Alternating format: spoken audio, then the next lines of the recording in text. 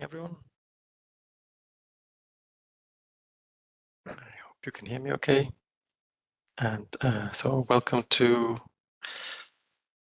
our September session of eNotices. So I hope you all had a good summer, and we're all back to work, back to school, and ready for the next steps. So I'd like you to all welcome to the third workshop for eSenders this year. So we're keeping up a rhythm of one workshop every quarter, which seems to be quite a good rhythm to keep in touch, keep you updated on the latest news, and give you a chance to ask us questions and fill in the gaps of information out there. So the agenda of the day, we kept a pretty classic formula. So I'll be presenting the business issues, or the more business issue aspects of eNotices for eForms. The SDK is a usual point of contact for everything. A couple of yes, then Yanis will have more technical ones. Today the main topic will be TED API version 3, so updating the API you use progressively, so no rush, we'll see that later.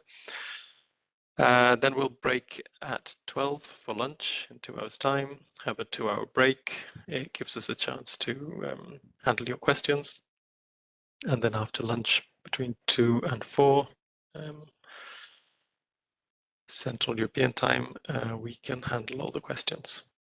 Last in June, we had a bit of time to open the microphones.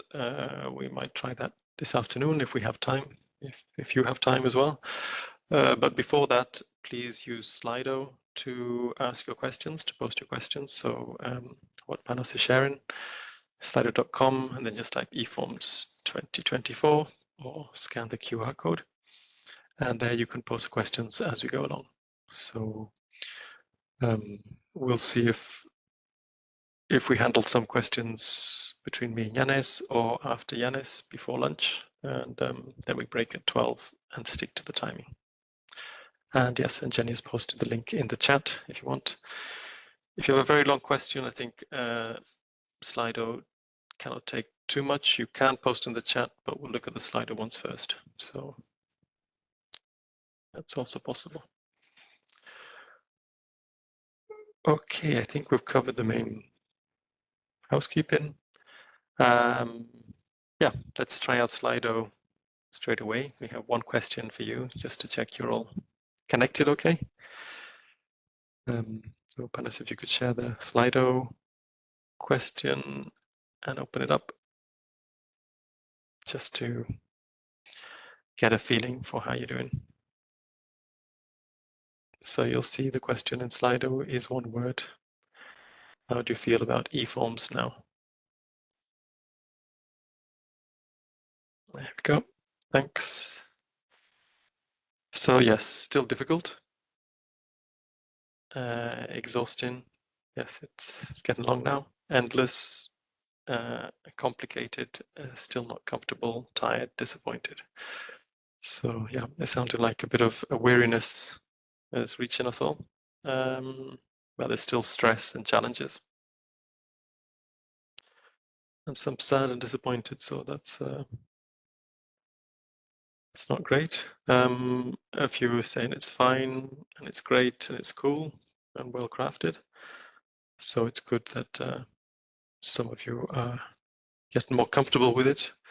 But yes, the complexity is still there. The challenges are still there. We'll see later. I think a lot of you, well, you're all live. Well, you're not all live. Most of you are live, the ones in this meeting. Looking at the registrations, there are a few of you who might be new to eForms, who might become an eSender. So you will definitely still be in the learning phase, which is a very, very steep learning curve. Even for those of you who are live, we know that the next step is to upgrade. So we'll discuss that a little bit today. At the end of a marathon, yes, the ones who have got this far. It's quite good.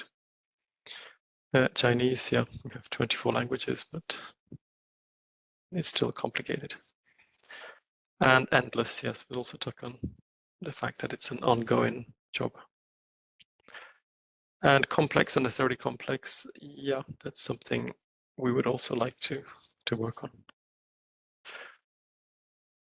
Okay, so yeah, it's good to test the temperature. We know it's not great, but we're here to help you through, and we're working on what we can to help you through as well, to implement, because we're all implementing the same regulations and directives. So we have a common cause to improve how we work. Okay, so thanks, Panos. I will share my presentation straight away because we'll try and capture that. Just make sure I'm sharing the right screen. Okay, you should see my presentation now. And I'll try and figure out what WebEx is trying to do.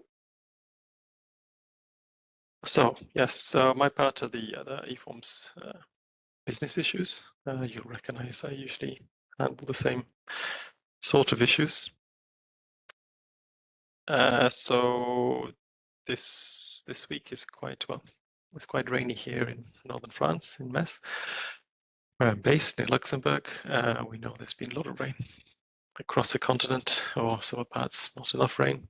So the weather is definitely challenging, but it's definitely the end of summer. So I'll show where we are with the lifespan, the SDK lifespan. So it's more of a reminder, there's no big news there.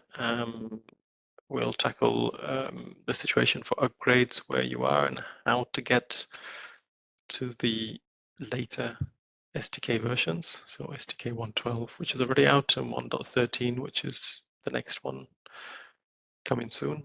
And then a bit of looking ahead at what's next. So a reminder of the lifespan. So this hasn't changed since we saw each other in June. What has changed in between is that 1.12 was released in July, and 1.13 we'll see is still planned for next month. So usual policy is that the standard lifespan is 12 months since the release. So for example, 1.6 was released in March 23. So its standard lifespan ended in March 24. And that means we don't patch the release anymore. So as a reminder, when we patch a release, we backport the view templates. We backport translations. So if we've updated any labels, those get backported. And in exceptional cases, we backport some rule changes that might be blocking. And the policy is we never backport a rule that would make the rules stricter. So the only rules that can get backported are rules that make things more permissive. So occasionally we have a rule which is too tight, and we backport them, especially if there's a legal implication. Not to think of the examples again, but you'll see them in the patches. So what came out in 1.12 in July, if there was anything to backport, they were backported and patched at the start of September. And so we have the latest patches of this one. So 1.11.1 will have the view templates and labels of 1.12. And I think there was 1 or 2 rule changes as well. So 1.6, 1.7 to 1.8 normally shouldn't have got patched because they were out the end of the lifespan. But there was a change to some schematron technical implementation. So there's no functional change, no rule changes, but there was a tidy up of some schematron, which might have had some technical limitations. So we chose to patch those ones just in case it might be technically blocking to stay on those releases for you, especially 1.7 and 1.8, which are still available till next year. They have an exceptionally long lifespan, so that could be important.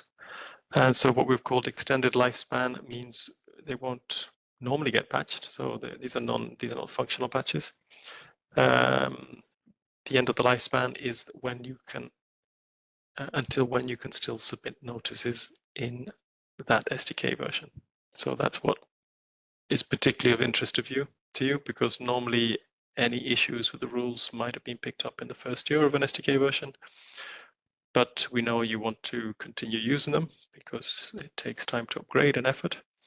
So the extended lifespan means we can keep the CVS range open longer to adapt to the reality of updating.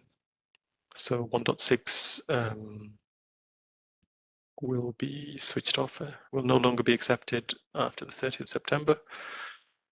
But I think there is no one there anymore. Last time I checked, the last eSenders have switched a few weeks ago, so this deadline can safely pass and no one's going to be blocked. Basically, everyone else, you are all on 1.7 plus and you're okay until February 25. So here's a link to what is active. So we update it whenever there's a new SDK release. And as we discussed last time, the 28th of February 25 is a legal deadline that was included in the eForms amendment in December 23. So that eForms amendment said everyone had to be applying the amendment by the end of February, which we know is very tight. So operationally, these are the dates which are in the CVS active range right now. So unless we do nothing, those dates are going to change. But let's see the reality of where you are, because that's a lot of you who have to upgrade. So this is who you are.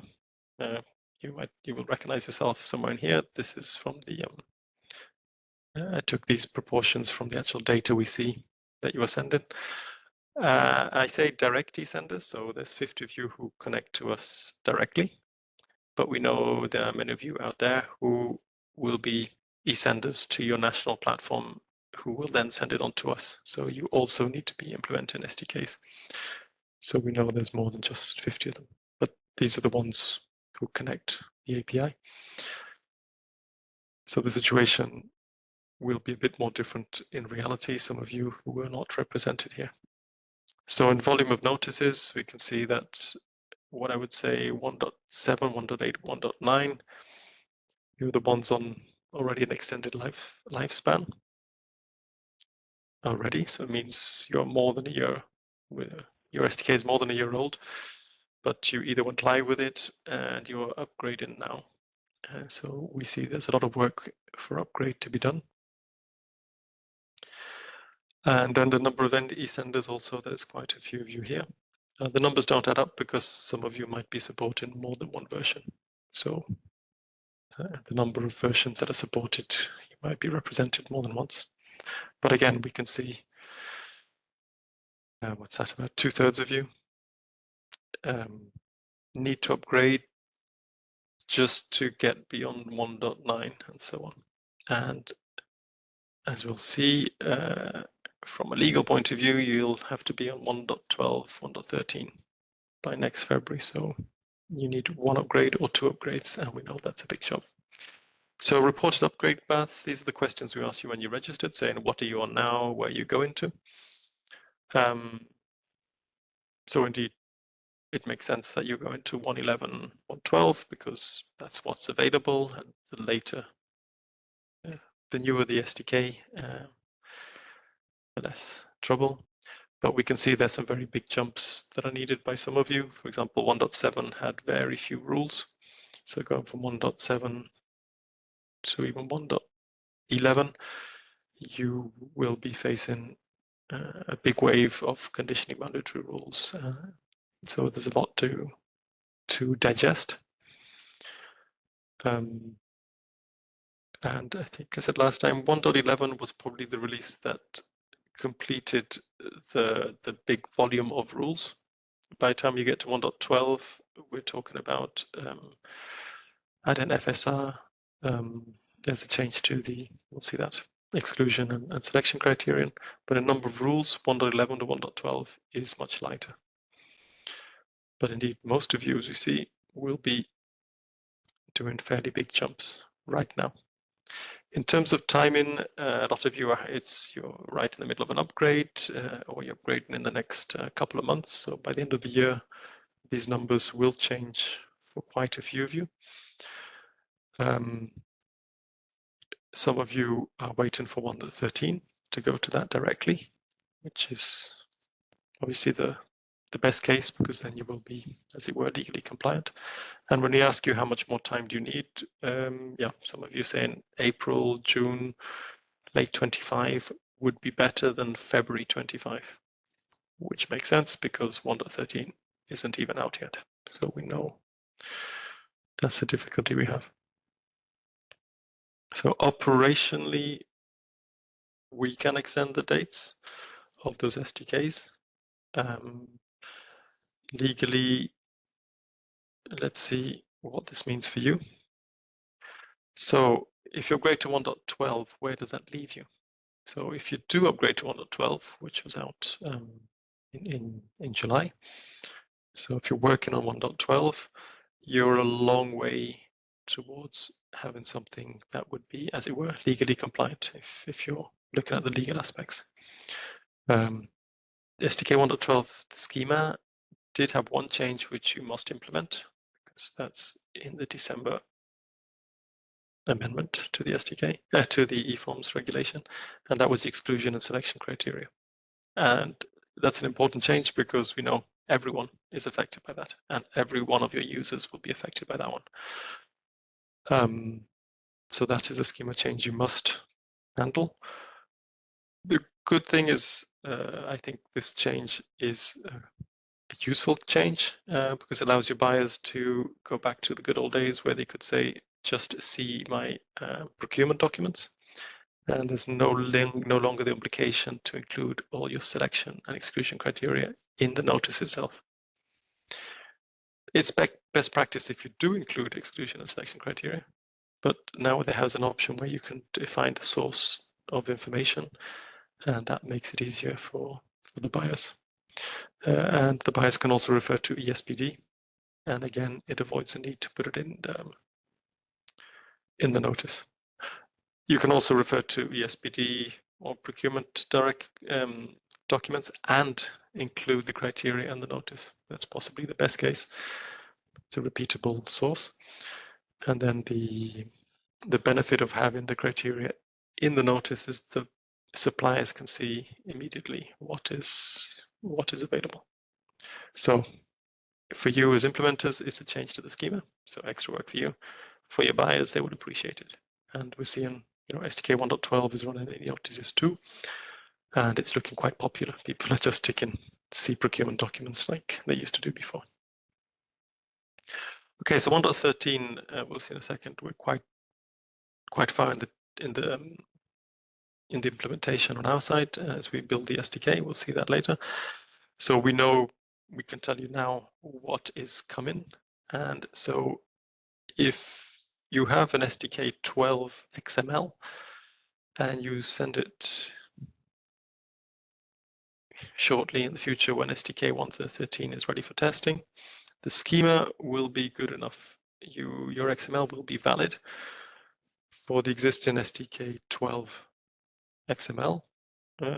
It doesn't change in SDK 1.13 for, I would say, the mandatory parts. So your exclusion selection criteria will go through, for example. We'll see SDK 1.13 has new forms and new fields, but they're all optional. So if you don't fill those in, the schema will be happy. So that's one thing to bear in mind, that your schema changes you don't have to go straight away. But of course, in SDK 1.13, we have different rules. So you will need to adapt the content or what's inside your schema in each notice to be able to have a valid SDK 1.13. So possibly the most obvious one is that we will finally implement NUTS 2024 in 1.13, which from an SDK point of view is just a code list. And as you can see, there's quite a few changes. So Brexit has finally reached NUTS. So the United Kingdom is no longer in NUTS. So, for example, if you had an address, an organization that was in the UK, and you provided the NUTS code for it, if you want to provide the same notice again in 1.13, you will have to remove the NUTS code from a UK organization. The UK has been replaced by, not directly, but Kosovo has joined NUTS 24. So if you put a Kosovo organization, you'll be forced to put a NUTS in this SDK. And then in several countries, there have been changes in the NUTS code. So usually NUTS codes which have been split. So NUTS is based, I think, one of the criteria for changes is population. So if some regions get bigger or smaller, they split or merge regions. So there are a few countries affected. And then there are a few maintenance code lists. I can't think of anything huge, but there are a few changes in code lists. In terms of business terms, there was BT 131, which I think there was a mistake. So it used to be, it's now allowed for the planning subtype 8, and it's forbidden for subtype 9. So that's a small change. We are adding, that's 113. We will be checking the procedure types which are valid for each subtype. So it's more or less which procedure types are valid for each directive. So multi-stage, open, there is a limit to which procedure types are available in which directive. So we'll be checking that. Already in 1.12, we added the rule that checked your legal basis in the subtype because we hadn't controlled for that. And we see the data, some people make weird choices. So in 1.12, the legal type and the subtype were checked. In 1.13, the procedure types and the subtypes will be checked. Again, if your buyers are not doing anything weird, that won't be a problem. But if they were doing weird stuff, now they will be picked up. And at a technical level, we will not allow namespace prefixes at the root element of notices. So this is an XML change, which I think 1 or 2 eSenders are affected. So we won't allow that anymore to make sure that the XML is compliant with what we said it should be. It's been tolerated until now. So this is, the idea is this is to help you assess where you are and what you need to do. So if you are going to 1.12 now, you have done a lot of the work before going to 1.13. And the change would be much lighter compared to going from 1.7 to 1.10 would have been a bigger job than going from 1.10 to 1.12. Okay, I've called this section the optional additions. So everything you see on the screen are optional. So if your notices don't include them, they will still validate. Business entity is a particular case. It's not related to the XML itself, but it's something in the SDK which will allow you to improve your front ends and the way you handle the information. So the link here goes to Yannis's presentation back in June if you want to know more about that. But if you don't implement it, you'll be fine. I said these things depend on what your clients require from you, what your national legislation requires from you, or what technically you need. So business entities would be more of a technical need or a user experience need that you can implement if you want. So in 1.12 also we had the foreign subsidies regulation. which doesn't affect that many people. But maybe in your country, at a national level, you are applying it, or you have cases, so that you will need to make this available to your buyers so that they can report on foreign subsidies regulation.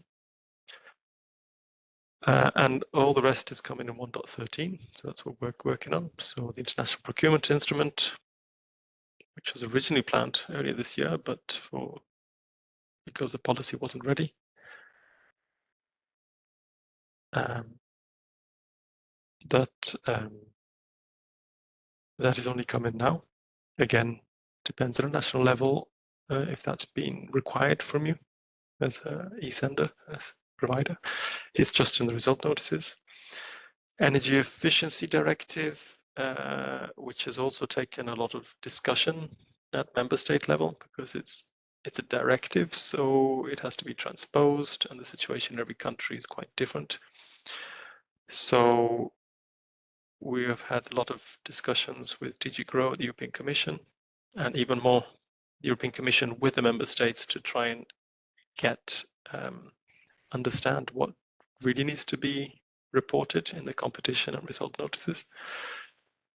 So we have a version. So these three links, foreign subsidies regulations, IPI and ED, they will link to a GitLab of the Commission, where there's a guide for each one.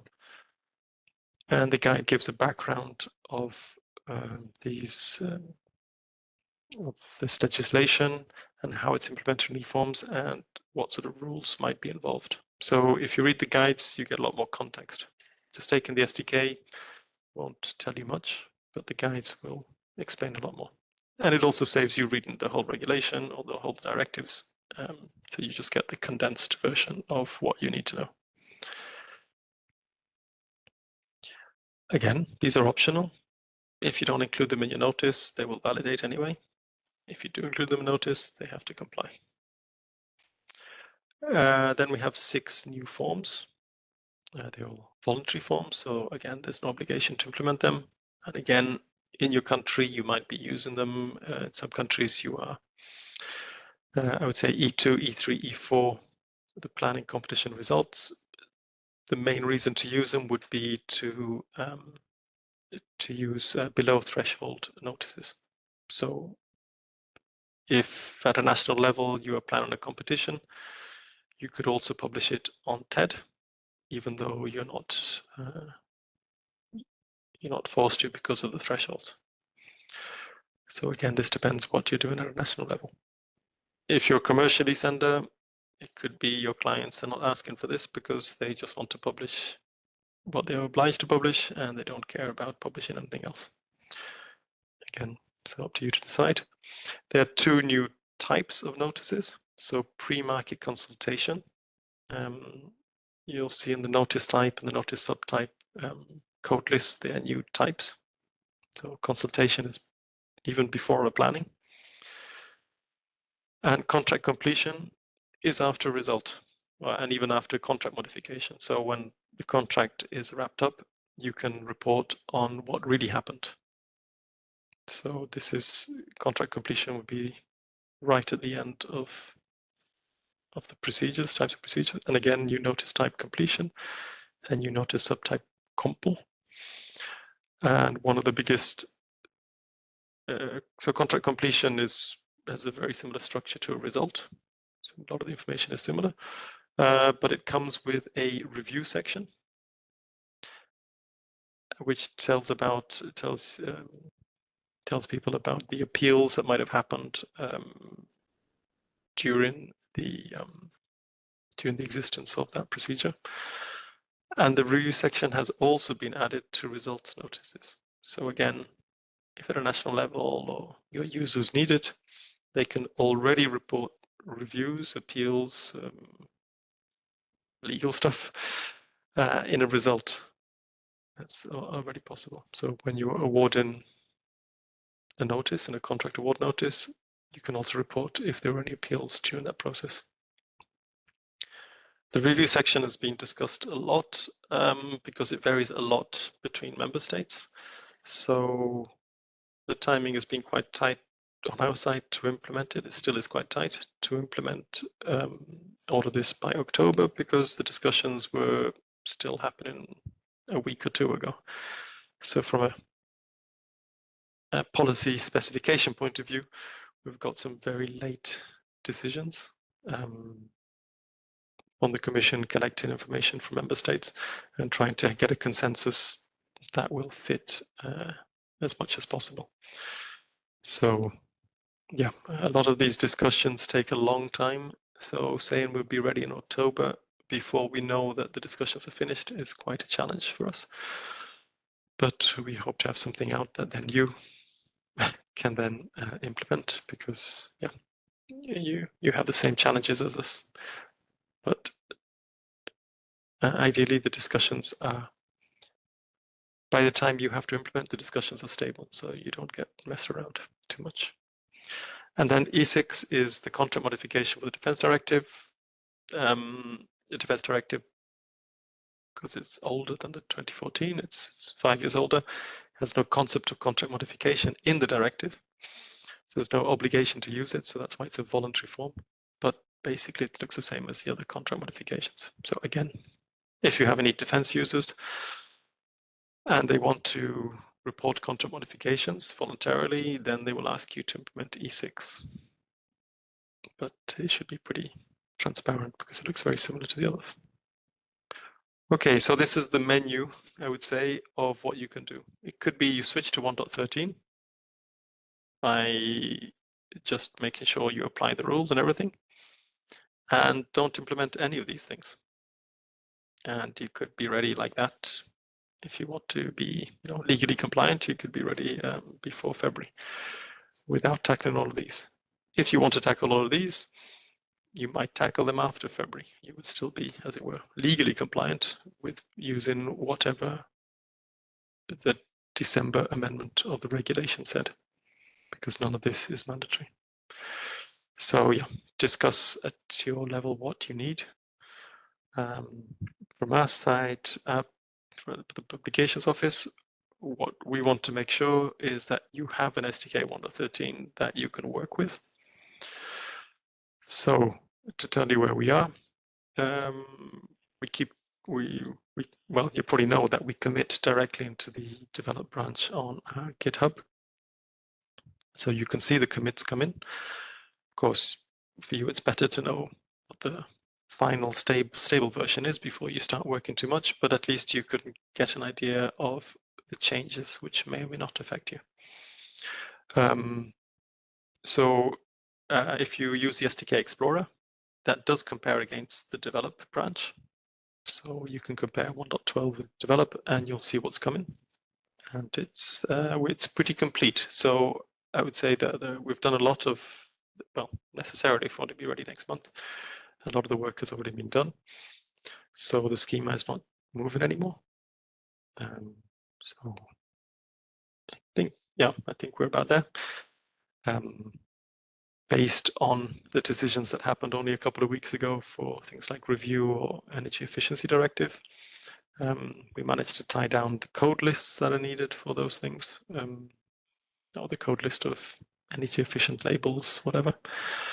But we're still working on the rules, the view templates, the notice type definitions, and the labels. So we have to finish off those parts now with that we have stable specs, as it were.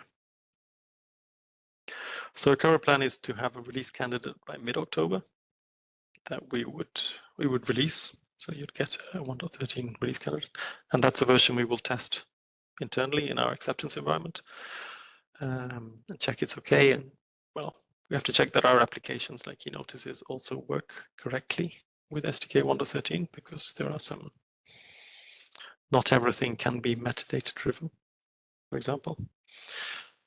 We'll check it all works together, and our target is still to have 1.13 released by the end of October. So that's what we've been saying all year. If everything goes okay, that should be possible. But yeah, it's tight. But we hope that if we have a release candidate, the idea of a release candidate is all the scope is finished. So we're not adding anything more. So everything that's going to change should be in the release candidate. between the release candidate and the final version, it would only be any fixes that we notice we made mistakes, but the scope will be complete. As soon as we've released the SDK 1.13, we will deploy it. We will activate it in preview, so you could already start validating against it and even submit it in preview. There's no TED at the end of that one. We won't activate in production immediately, partly because TED also has to be updated to handle it. So it has there's work on TED to every time there's a new SDK. It's not everything can be done automatically. It's not metadata driven in that sense.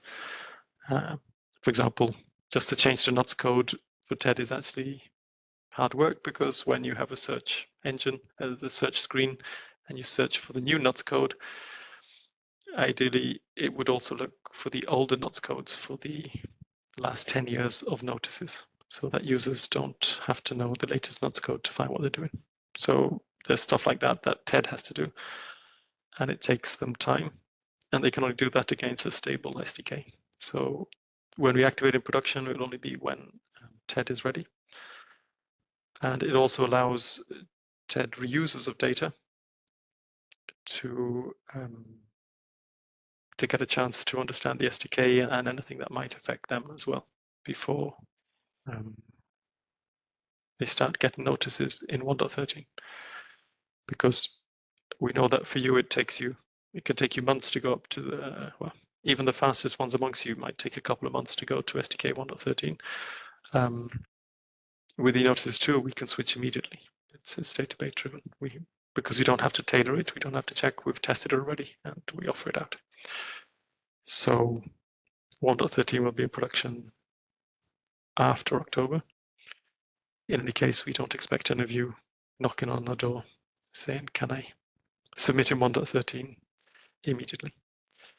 And here, just to keep the door open, if your upgrades are going badly or plans don't go to plan, which is actually quite normal, get in touch. So as we get to February, before February, we'll check with you where we are. Maybe in December, we'll have another round saying, where are you with your upgrades? And then consult with the commission saying, can we extend some lifespans for certain SDKs? So yeah, we're not going to switch you off without asking you. That's the main thing. But we know you've got lots of work on your hands. Okay, this is a question that comes up again and again. We discussed it a bit last time, but just to go through again, why do we have so many SDK versions? Why can't we just stick with one SDK versions? TEDxML, it didn't change so often. It only changed once a year maybe, and now we're doing it several times a year. So just to see where we are, we had 3 SDK releases this year. So 1.11, 1.12, and 1.13 coming now. Last year we had 5. So I think it means we have a more mature SDK. If we see the nature of the changes now is the SDK itself doesn't change so often, so the content. And most of this year, at least SDK 1.12 and 1.13 have been driven by regulatory changes. So the SDK itself is much more stable in that sense. We know upgrades are hard work. So this year we have added the concept of extended lifespans. So we didn't want to extend the lifespans too long because the patching is hard work on our side. So the deal is we patch for 12 months and then we keep the SDK open for longer for submissions. So again, we can give ourselves some flexibility. If someone is stuck, we keep accepting the SDK. But SDK versions will keep coming just for pure maintenance. So there are often business improvements or technical improvements we want to add. If we wait too long, no one benefits from those improvements. We are very happy that you contribute with issues as well. So you ask questions in GitHub or through the help desk, and we have to address them. And many of your questions are very valid and need to be fixed. So you are right, you found something. The only way we can fix this is with a new SDK. There's some more meaty stuff like EFX2, so SDK2, where EFX doesn't do everything we need or can be improved. So that's an improvement we will have. I mentioned unpublished here, so it's not used that much, but there is this option to unpublish fields. It's a terrible name, but it's keeping fields confidential indefinitely or to a certain date in the future. The way it's been implemented, the literal implementation based on the eForms regulation is very granular. It's very rich, but it's very complicated. So every field has to have its own date. Every field has to have its own justification. In practice, the way it's used is that that information can be grouped together. So we have some ideas of how to simplify unpublished fields. And again, that's something we'd like to do next year. And that's an improvement to the SDK. This will make it easier to do that. So that's one reason to change it. We know on your side you have SDK tailoring.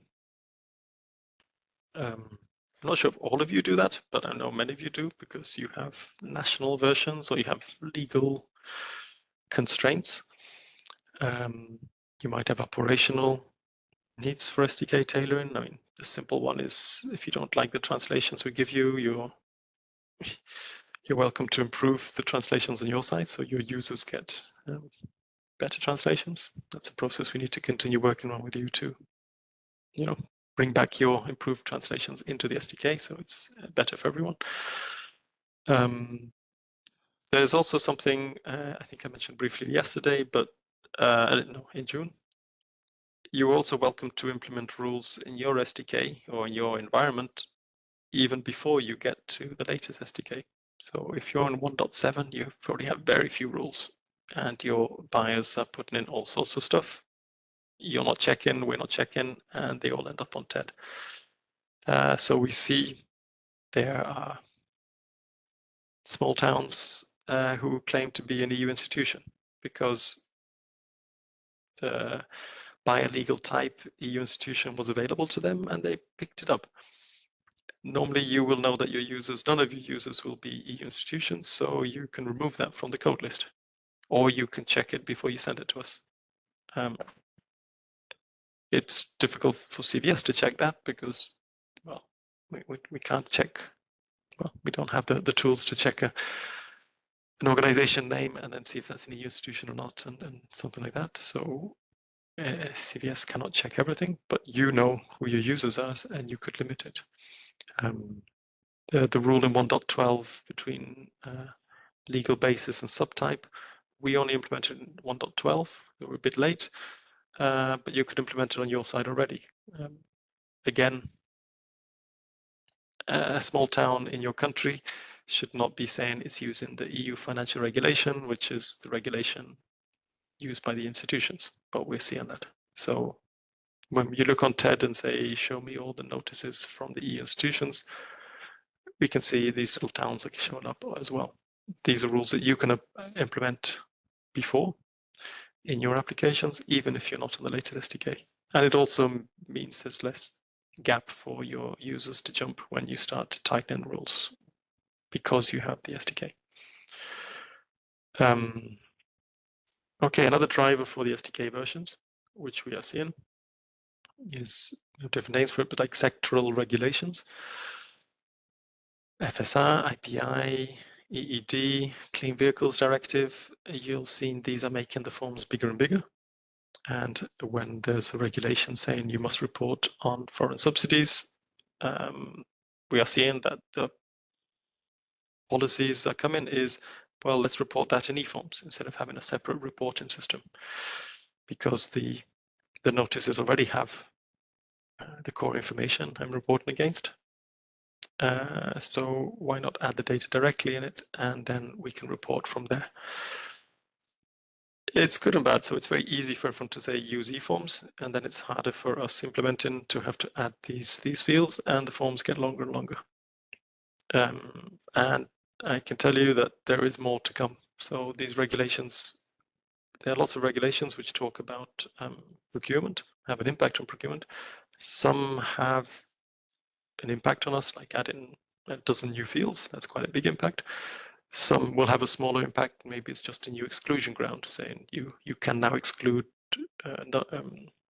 tenders for certain reasons. So, but this will keep coming. There's a lot of regulation out there, and the tendency is to use eForms for reporting, not just for pure procurement, not just implementing the directives. So DigiGrow, so the European Commission, they're aware we need a bit of policy governance to keep track of what's coming and to agree with the member states and the legal aspects to make sure that eForms moves carefully. In what is happening already, if you go to DigiGrow's GitLab, there's a link here. It's quite transparent what is happening. So I know some of you contribute directly, those of you who work in ministries or agencies.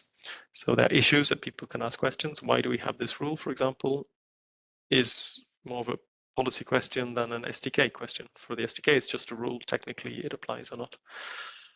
They're the guides. So for IPI, FSR, all that, I mentioned the guide there. The XApp is the expert group on e-procurement. So many of you were there anyway, certainly in the public sector. But even these workshops, even if you're not a member, you can see what was discussed and the basic outcomes. So this allows you to see what's coming up, which in the end ends up in SDK, but at least you know why. So there will at some point be a third eForms amendment, but the Commission are not rushing with it. I should double check exactly when it might come out, but it's not planned for the first half of next year. So in terms of regulations and obligations to move, it's not going to happen again like last December, saying everyone has to be ready by February next year. So the rush shouldn't be as bad next year as it is right now. As you might have noticed, we have a renewed Commission president. We have a bunch of candidates for commissioners, but whoever the commissions end up being, the Commission has said in its plan there will be a revision of the EU procurement directives, so the 2014 ones, possibly even the 2009 defense one. As we speak, we actually have a clash, and hopefully none of you were concerned, but EXPP, this is the expert group on public procurement, so these are the legal people, I would say. They don't care about implementation, but they are the keepers of the directives. And so the discussions today are evaluating the current directives. So there was a European Court of Auditors had some recommendations, findings. They're also looking at the sectoral files. So these are the regulations that might affect procurement. There was a report from Mr. Draghi about what was it about? About the future of the European Union in general and competitiveness. There was another letter report about a single market. So there's lots of input coming in now that should feed into the future of EU procurement. Also, strategic procurement comes up. Green public procurement is a big issue. So lots of changes coming up. I speak just from my own guess that the procurement directives are going to take years to have new ones. There's a lot of consultation. But at least from our point of view and from the part of DigiGrow who look after e-procurement, so people like Mark Christopher Schmidt, who you know quite well by now, we want to try to simplify things. The way we work today is heavy. We have too many forms, a lot of forms doing very similar things. Different variants between different directives, which perhaps could be rationalized. So that's what we would like to see in the new directives, that they're not creating too many weird cases, that the basic, at least the part about the announcements, so notices, are not as complicated as today. At the same time, design your systems for change, because change will keep coming. So you can be metadata driven as much as you can. That always helps, and that's one reason the SDK should help you. But yeah, plan for change. Okay, this is my last slide. So you see I talk a lot. So what's on, what is coming, or what has happened? So 2 days ago, the PPDS was launched by the European Commission. So the public procurement data space, there was a link, so you can actually go. It really exists for real. It's been talked about and now it's out, so that's good news.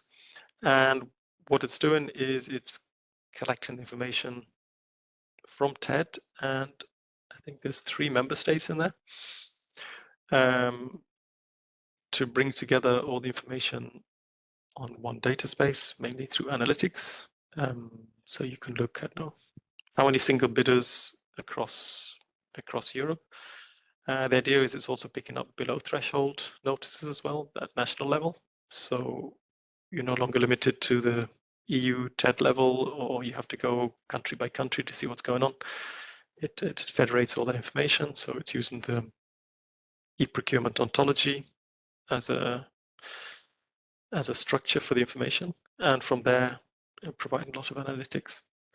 So one simple use case would be when you have reporting on foreign subsidies regulation, the public procurement database could have a report that collects the information and displays it there, so that the reporting would happen through the PPDS. And if you look at the guides that the Commission have written about these different regulations, there's a part about PPDS, that what would PPDS report about it. So the PPDS makes sense a lot. It helps to make sense of why we're collecting all this information, so that it can be analyzed, and this is how it can happen. So check it out, see what's there, and it's bit by bit there should be more countries joining, making it richer and richer. Okay, and then here at the publications office, as you mentioned, we might have a meeting in Luxembourg, and I can tell you now we will have a meeting in Luxembourg in December. So on the 4th of December, we had planned the eSender workshop, 4th of December. Our colleagues in the TED sector next door to us in the unit, they also meet with the TED reusers. From time to time, there's a community around the e-procurement ontology. There's a community around ESPD, and all of these groups who we handle in the same unit here at the publications office have meetings. So we thought instead of people having an annual one of this and an annual one of that, we'd bring everyone together over 2 days. And the name we came up with was, it was a get together of all these people. So it's a TED together of everyone. And it was also driven, those of you who might have come to the Data Superpowers meeting at the end of April in Brussels. It was very nice to meet some of you in person. And so we thought we would have an opportunity to meet together in Luxembourg. Not quite as high profile as what we did in Brussels, but something a bit more hands-on, that we can meet in person in Luxembourg. There's only about 50 spaces in Luxembourg, but we'll be doing it all online as well. So if you can't travel, that's okay. I know some of you want to know exact dates if you want to, so you can start planning travel. So these are the exact dates. What we need to do is announce the agenda so you can see when you come. The idea of the agenda currently would be on the first morning, talk about the ontology and ESPD. The first afternoon would be more about reusing data and also the structure of the data. So the schema, because it affects you and it affects reusers. The second morning, the morning of the 4th, we would handle more eSender issues, a bit like today, but maybe looking ahead a bit more, what's coming up in the next year. And the last afternoon for questions and answers. So that's a basic agenda which we want to share soon, so you can plan if you're going to come. Ideally, if you come, you would come for the 2 days and overlap and meet the other people who you might not meet. We know some of you have different hats and are in the other groups, so for you it's convenient because it'll be one trip and you can go to your different meetings. For others, it's an opportunity just to meet other communities. And again, it's all online, so you can dip in when you want. we were thinking, based on all these workshops we've had, if we look back, the most popular presentation actually was given by an eSender. So I think Robin from Belgium, when he presented how they worked, it was by far the most popular presentation. So if any of you have an idea for a presentation you'd like to share, and you'd like to give, preferably in Luxembourg, but you can also do it online, and we would have one slot for, to hear from the outside world, and it's not just the publications office talking like I do. So if you think of something about eForms or being an eSender, also being a commercial eSender, someone who's not in the public sector, what it looks like for you, that could be of interest to the broader community, please get in touch, and that would have a good slot for you in the agenda in December. So that's the plan. And one last thing, it doesn't affect you directly, but we're going to run eNotices 2 usability study for the web users. So those unfortunate people who do not have an IC sender like you, and the ones who use eNotices 2 directly. So, but as many of you will also be eNotices 2 users, you might get an email asking you to participate in the survey. You're welcome to reply to the survey, although you're not the target audience, because normally the only reason you go into eNotices 2 is to create your account and possibly check the status, but eNotices 2 is not really designed for eSenders. But just as you know, we'll keep working on eNotices 2 usability, because as you probably know, because you support your own users, filling in a form is a lot of work. And we need to simplify that. Okay, that's all for today. Yeah, one line about the help desk is still pretty busy, but getting slightly better. So hopefully they will reply to you. If not, as I said, you can post on GitHub, or you can pick things up there. If it's not a technical thing for the SDK, we might say go to the help desk anyway. And if you're really stuck, you can put the email address OJS eSenders in copy, in case we can pick it up if it's something urgent or operational that you're blocked. So we'll be in touch. Okay, I think, my video was off all this time. Sorry. Anyway, that's the end of my presentation. I can stop that. I've carefully spoken for until 11 o'clock, so there's no time for questions. And so I will just hand over directly to Yanis for the next session. Hello, thank you, Carl. Okay. Give me a second to share my screen.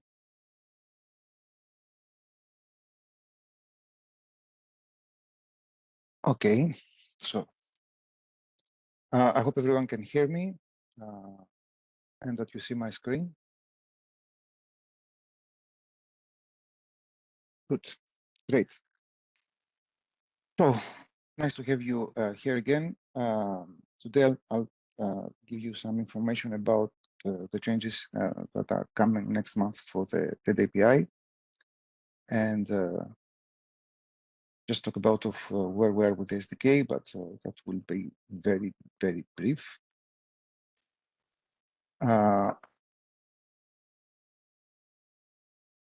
So why even create a new TED API? You know that the TED API has all these different components. So you have a publication API, public notices, and validation API, etc. And all these different parts of the API are provided by different systems in the TED applications ecosystem. But as a general principle, the TED APIs should make sense as a whole. And mostly because of the pressure that we had to meet the eForms deadline, not only us, also you, and all the applications that were being developed, we didn't have much room to properly design the APIs back then and make all the changes that we wanted without disrupting everybody. So we've talked about this and we've waited for this for a long time. We needed to revisit the APIs and make some changes so that they indeed make sense as a whole. And there is some uniformity around them. So the reason that we created the new TET API was to unify these constituents APIs so that they can that they work together to standardize and nationalize the endpoints and all the URLs that we have there. And also one other problem that we had was that, if you remember, I think this happened both in eNotices 2 and in the TED website. There was one version of the search API which disappeared overnight and was replaced by a new one. So this happened because we didn't have any way of transitioning from one API to the other, and so the transitions were violent. So we had to also revisit the API in order to make the transitions more smooth, so that people have time to transition from the one API to the other without this violent cutoff. So that's why we have a new TED API. Now, what has changed? First of all, there's going to be now a common base URL for all APIs. There's a new API gateway. This URL is API TED Europe EU, and it will cover all the constituent APIs, and all the past URLs that we had are going to be removed. I will tell you about when. Don't rush into conclusions. But they will be eventually removed. We will also have, for all the APIs, one version number. Currently, different APIs have different version numbers. Some are in V1, some are in V2. So we will address that, and from now on, the latest version of the API will be V3 everywhere. And if any API changes, all of them are going to go to the next version as a whole. And the URLs will have a more similar structure. If you probably noticed, at least the persons that deal with several APIs, that the URLs are not harmonized. So from now on, they will be. There's going to be, first, you have to first specify the API version, then the type of resource that you're working with, and then the action you want to take on that resource. I will show you some examples in a minute. So just for to give you a little bit more detail on how the URLs will work. I mean, people that have experience with APIs already understand these things and find them reasonable, but just to give everyone an idea. So all the paths will start with the API version. So the latest one will be V3. Only the major version number is going to be displayed there. It will change only when there is changes that are not backwards compatible. So for a good long time, we will have V3 there. And then the resource is the type of thing that you're working with. So currently, most APIs have as a resource the notices, because you're dealing with notices, like either for submitting them or looking for them, etc. If you want to work on a specific notice, my example here is wrong.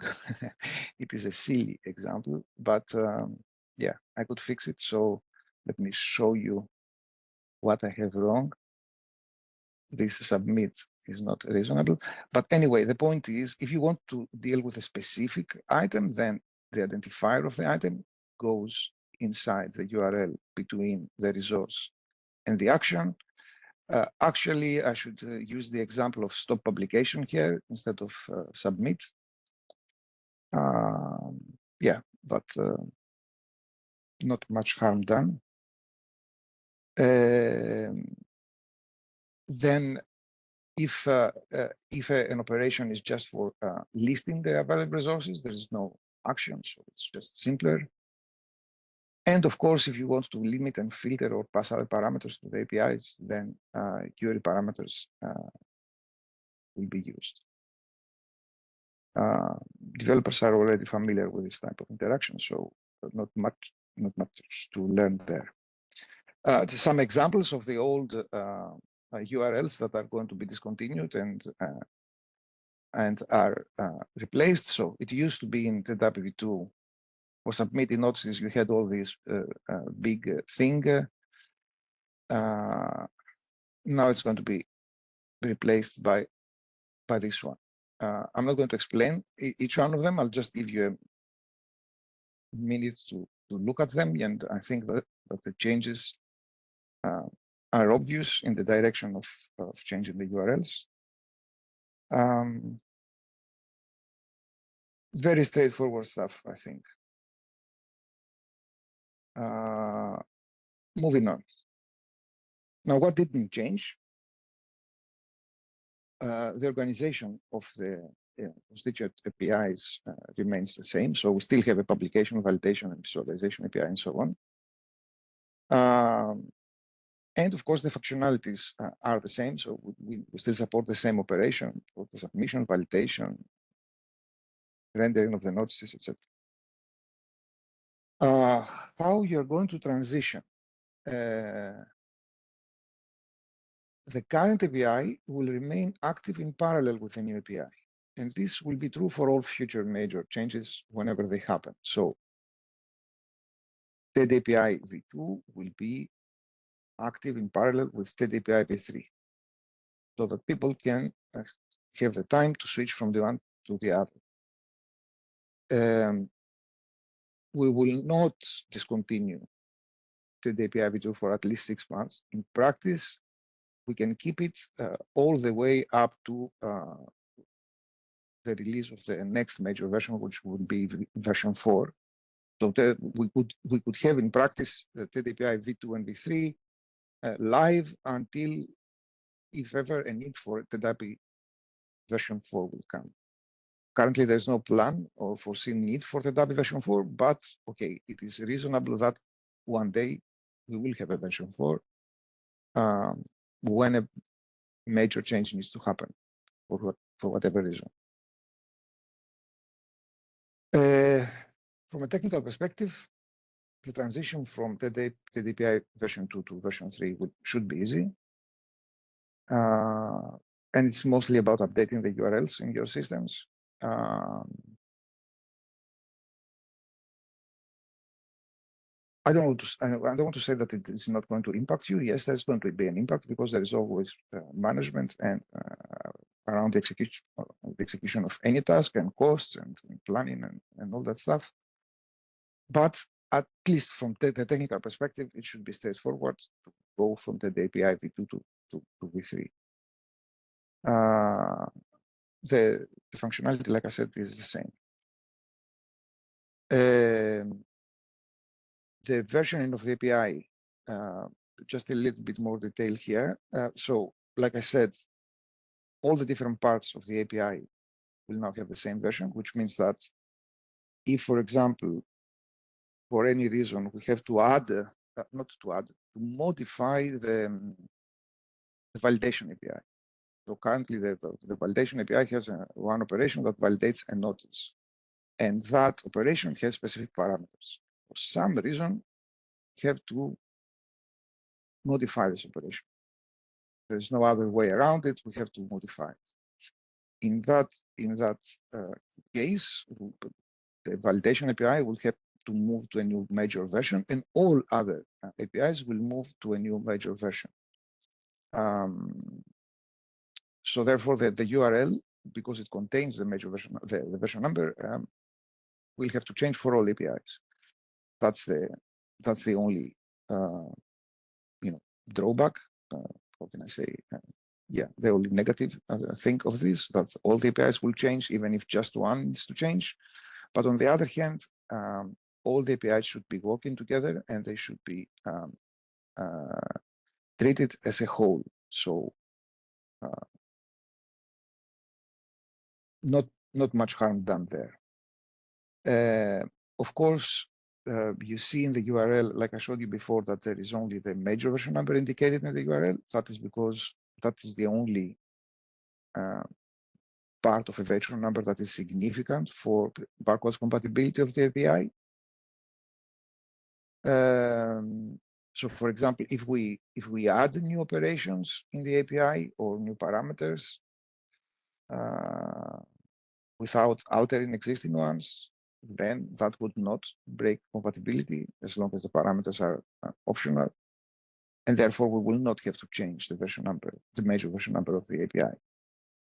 Whereas if you modify some parameters, you change their types, their names, you remove them, or you modify operations by removing them, changing their signature, of course, that will constitute a new major version of the API. But like I said, there's no foreseen reason currently to do something like that. No foreseen, cause for us to anticipate something like that in the foreseeable future.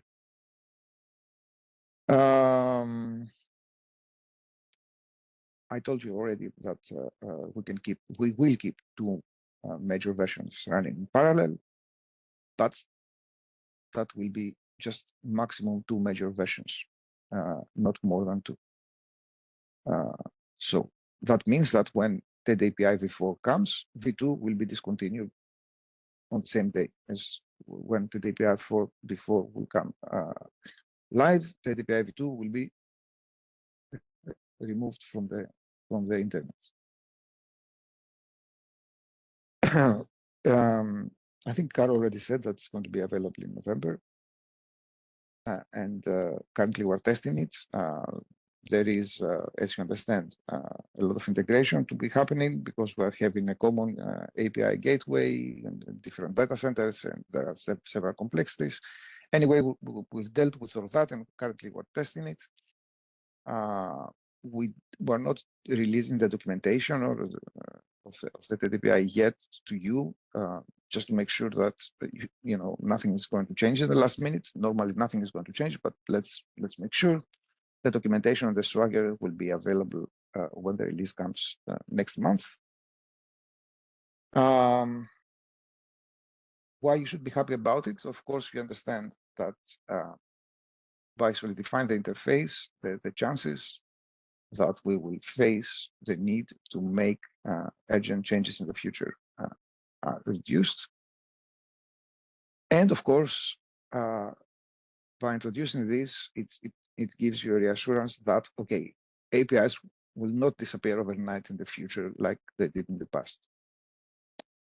So I think you should be welcoming this change, although, of course, every change has some kind of implication. And it's normal that announcing changes brings a level of unhappiness to everybody. Now, about the Forms SDK, I don't have many newsworthy updates at the technical level to share with you, so we can discuss whatever questions you have later in the Q&A. The documentation of the business entities has been delayed, unfortunately. Other things kept us busy, and we didn't do that on time. The good thing about it is that nobody really needs it today. On the other hand, the bad thing about it is it's one more task that needs to be finished. So we're working on it. You'll get it as soon as possible.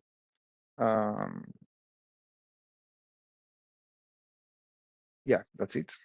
And for the work on the SDK2, it continues currently at a slow pace. We've been focusing more on the side of the dissemination. I'll tell you in a second, rather than the collection of data. And the work on the SDK2 has slowed down a little bit, but we're still releasing it we're still aiming to release it in the first half of the next year. Hopefully in December, we'll have more fixed plans on the path to on the remaining path to SDK 2. So that's about it from me. Thank you, and test the new API. Give us your feedback as soon as it is available, and hopefully your feedback will be positive, and you will not come up with any ideas of asking us to move to version 4 already. So that's it. Thank you.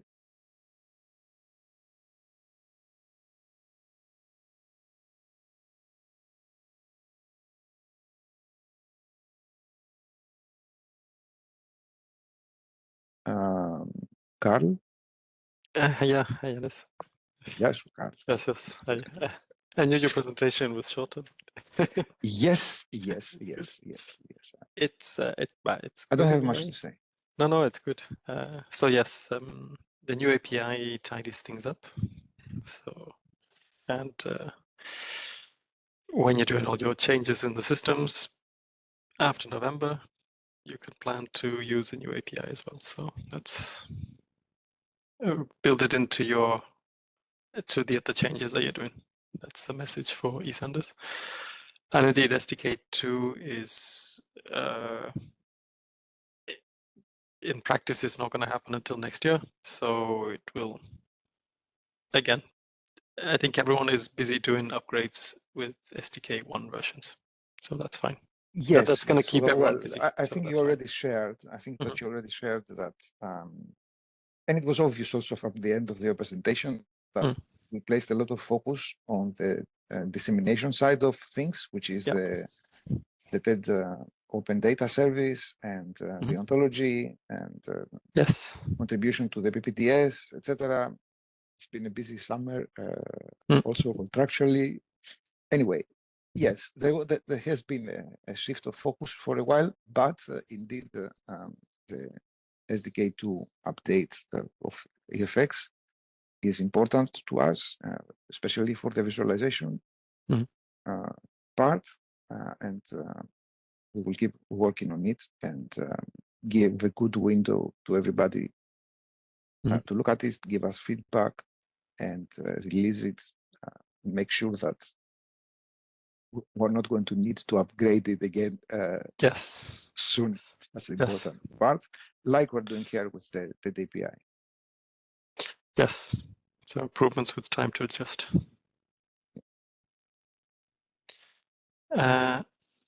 Okay, we have some questions. It's not lunchtime now.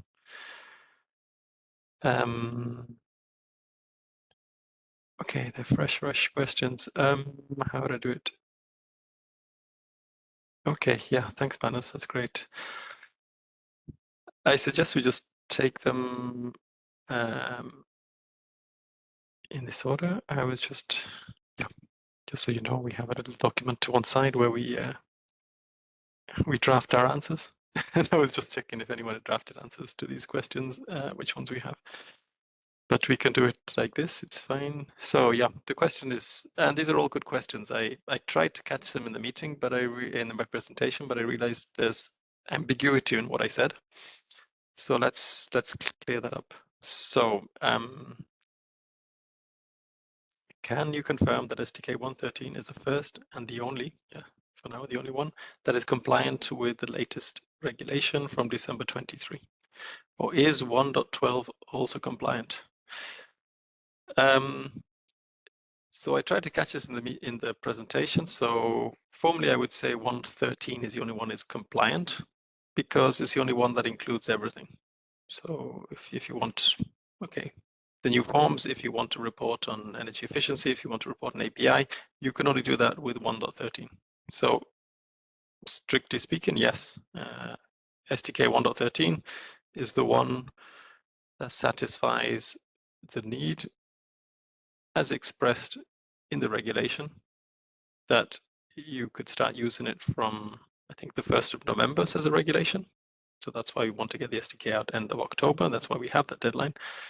From the 1st of November, in theory, you should be able to submit notices with everything that regulation had. So yes. However, if you're not going to make use of any of the new things, the optional things, if you take 1.12, you send us that XML, you would also be compliant, because there the only thing you really need to be compliant with is the new exclusion and selection criteria. So that is why it is possible. And I'll mix that with the next question, which is also very relevant. How come the deadline for 1.12 is now July 25? So didn't we say that you should be on 1.13 by February 25? Again, it's ambiguous, but I would say that if you have 1.12 and even after February you send us 1.12, we will accept it and it will be compliant with the regulation, apart from those rules I mentioned. So you would be compliant with the exclusion and selection criteria. So it's up to you which one you need to use. So it could be you move to 1.12 now, today, and you'd be fine till July next year. So that's a basic thing we would say. Of course, if you want to report an API, up to you. You have to add that to your side. So I agree. This is not completely clear in the deadlines, but that is how it would work. So I hope that's good. I mean, keep asking questions if it's still not clear. We'll try to nail it down so it'll be a bit clearer. Okay, the next one. Okay, Panis, if you could just hide the first two. So business entities, that's Yanis, maybe have a look at that one, because that was also a question about removing some elements. Give me a second because I lost my screen where I can see it. So business entities, well, they will be mandatory in SDK2. So next time. It's not a matter of mandatory. I mean, okay, I understand what you mean. It always matters how we phrase the things. The business entities are a different way of modeling the problem of relationships between items in the SDK and the problem of referencing, cross-referencing items. The current model that we had in SDK1 when it was initially released was inadequate, and we introduced the business entities in order to create an adequate model. So we don't need two models, an inadequate one and an adequate one. We will have to stick with the adequate one, and we will do that when we introduce SDK2. That's it. That's why we have new versions, in order to improve things, and this is a clear improvement.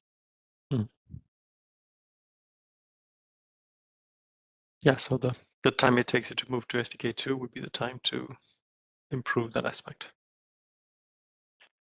Okay. Yes. So for example, the time they have to do this migration will be the time they have available to migrate to SDK2. So maybe SDK1 will be kept alive for another year, 3 years. I don't know how long after SDK2 is released. But if we release, for example, SDK2 next summer, doesn't mean that you're going to have to switch as soon as we release. You are going to have some time to switch. So all that time is yours, even between now and then, to switch to business entities. And the switch is not crazy. I mean, the administrative burden is larger than the technical burden in all these things. Yeah. Okay. So yeah, basically SDK2 will bring it, and your migration to SDK2 is when you have to change. Yeah. Yep. Okay. Yep. Good. Okay, going back to longer lifespan. So EC promised longer lifespan of future SDK versions, but the lifespan of SDK 1.13 will again be just 1 year until October 2025, according to the presentation. Why is this? Yeah, again, good question. So it's partly because we start an SDK version lifespan at a default of 1 year. I expect we'll extend the lifespan of SDK 1.13 beyond October 25, because if everyone has to move to it, then we're going to have lots of people on it, and we'll keep it open for longer. Just going back to SDK2, if we have an SDK2 out there, we might want to keep SDK 1.13 out for longer to allow more time to switch. And we'll have to review this. It's a good question, because after SDK 1.13, from a regulatory point of view, there's no pressure. There is no amendment which is legally going to push us to a later SDK. So we might find that SDK 1.13 lasts pretty well. We'll see. But yeah, for now, we have done 1 + 1 year, 1 year standard lifespan, so 1 year of patches, and an extra year of extended lifespan so that you can continue submitting. So potentially 1.13 could go up to 26. Technically, that's not a problem. So yes, I would say the lifespan ends in October 25 as a starting position so that you think about your next upgrade, but unless there's a new SDK, it's going to stay on. Okay, those technically optional additions in 1.12 and 1.13, could they actually be required in member state regulations for some sectors? So I think it depends nationally what is happening. Financial foreign subsidies regulation and IPI are both regulations, so there's no transposition. So in theory, your buyers might say, I want to report FSR, you give it to me straight away, regardless of what is happening nationally. And the same for IPI. In practice, the volume of IPI and FSR is very small, so as I know as someone pointed out, it depends on the size in your country, because one of the two regulations, can't remember which one, it's over so many million. So if you're a smaller country, your contracts tend to be smaller, so you're less likely to be affected. So it could be there no procedures in your country ever fall into FSR or IPI. For Energy Efficiency Directive, this is a bit probably a bit messier, I would say, because it's a directive. It depends on the transposition in each country. So that might take longer to come. And the review sections and the contract completion, I don't know how popular it's going to be. If your buyers don't want it, you don't need it. If at the national level you're required to report it, you will need to implement it. Unfortunately, I cannot tell you what is happening in each country. And I'm thinking especially more of the commercial eSenders, those of you who are not the national eSender, you're not in touch with your legislation or you're not directly related, you will need to check locally when you need it. So yeah, it depends on your needs. Okay, so yeah, perhaps we get rid of the top two and go to extended lifespan. Do we have maintenance support available for the extended SDK version in case any issues are seen? So just repeat. So during the standard lifespan, the first year, we provide updates and patches. We will fix things that we find.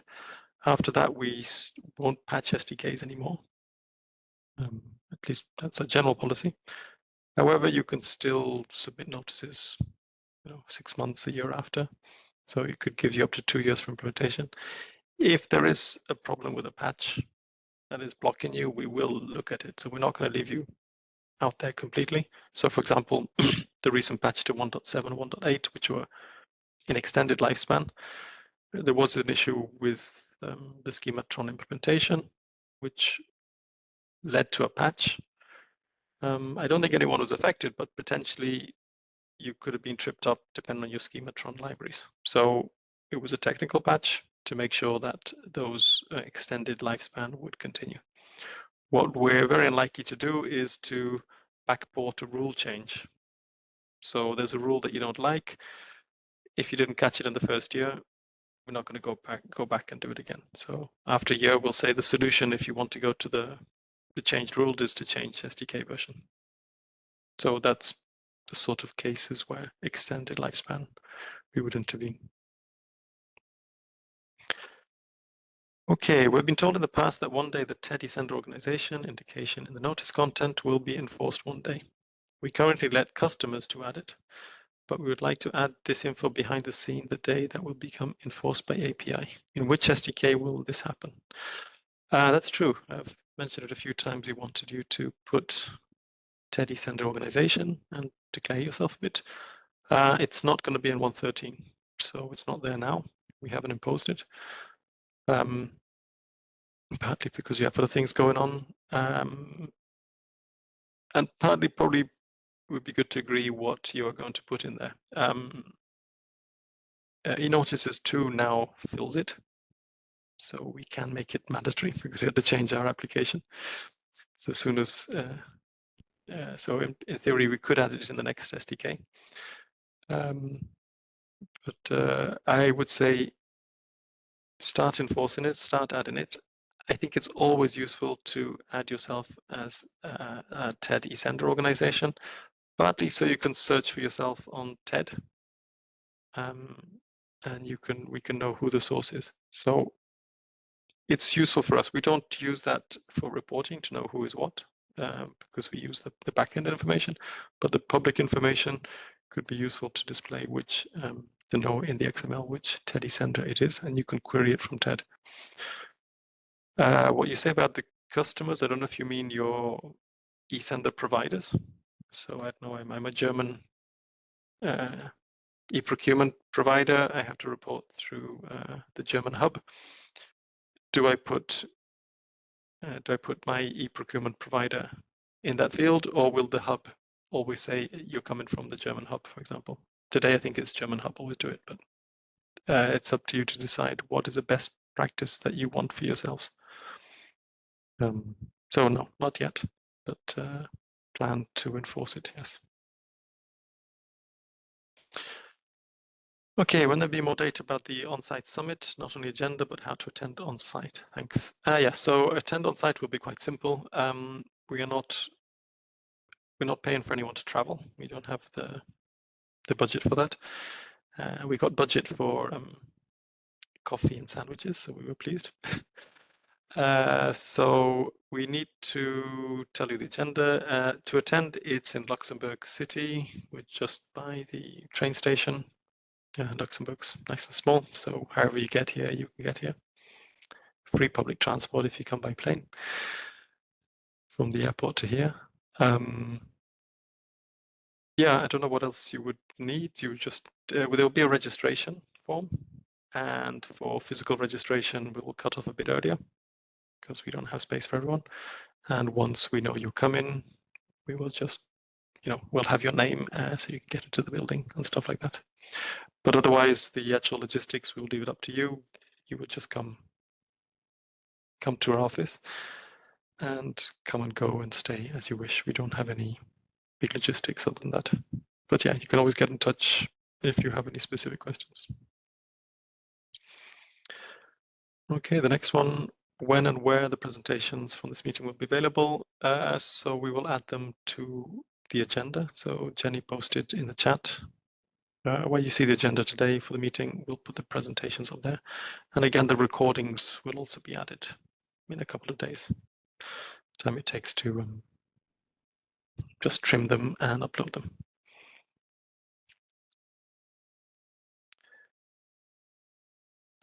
So that's good. Given the lots of activities going on for SDKs, can we expect the V2 APIs to be supported to at least the end of 2025?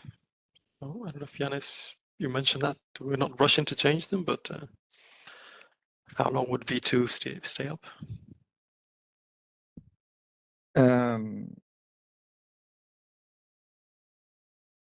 Just give me a second. So the two APIs, okay. Maybe I said 6 months just because most people are more feel more confident when they hear a number of months. In practice, we don't have any reason to remove API v2 before API v4 is released, and API version 4 is not anywhere near on site. So if we have to keep them, we will keep them. But ideally, it will be better for you to switch to API v3 at your earliest convenience. So we're not going to force you to move to the API to API v3 unless it is absolutely necessary, and that date is not in the foreseeable future. We don't have any reason to expect that it will be absolutely necessary in the foreseeable future to force you. So we guarantee you that we're not going to do it, even if we didn't foresee it. We're not going to do it for 6 months, but in practice, it will be available. Oh, we'll check anyway. So I guess in 6 months' time, after it Yes, goes we will live, see. But yes, we will next keep it summer there we'll see where you clearly are for 6 months. and Clearly see for 6 months, we will who is keep it there, there. who is Yes. switched. Yeah, we won't rush. Well, there are some things that could lead us. For example, there are services running. Okay, for those, so we have services running all over the place, and there is 5 services that are going to be obsolete. Okay, it would be nice if we could cut them down at some point instead of keeping them there forever. Yeah, we have subdomains on the URL, so you have to maintain those. So. Yes, yeah. So okay, but it's not that we are going to force you. All right. Yeah. We can keep it. Don't worry about it. Plan it to your earliest convenience, and everything will be okay. We're not going to come after you for this. Okay. There's more. Next question is also interesting. So the API changes will still require more work from you. Yes, it's true. Functionally, they're the same things. You change URLs and so on. But currently, the problems resulting from the APIs is inability to respond to long result notices. So during the validation and the text and timeout, and what we're doing about that's basically performance and the speed of response. So the question keeps coming up because there are lots of factors at play. There's no black and white answer.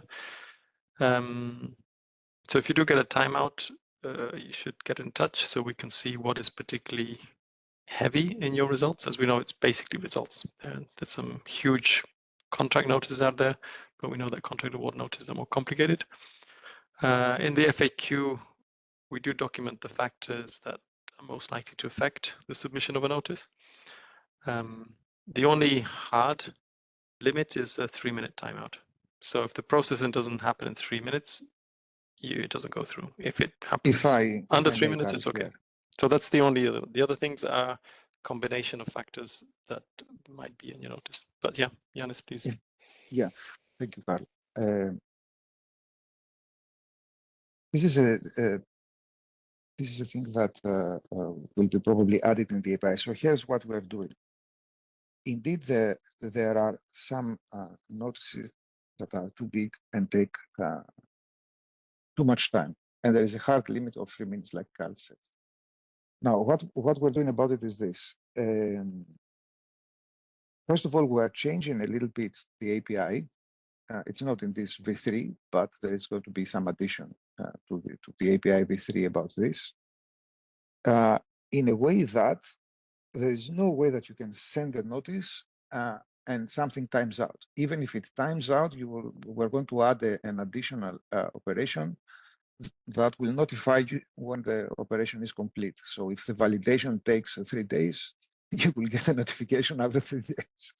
Okay, I'm exaggerating, but I mean, if it takes more than 3 minutes, you're not going to get a timeout. You're going to get a callback with a validation result.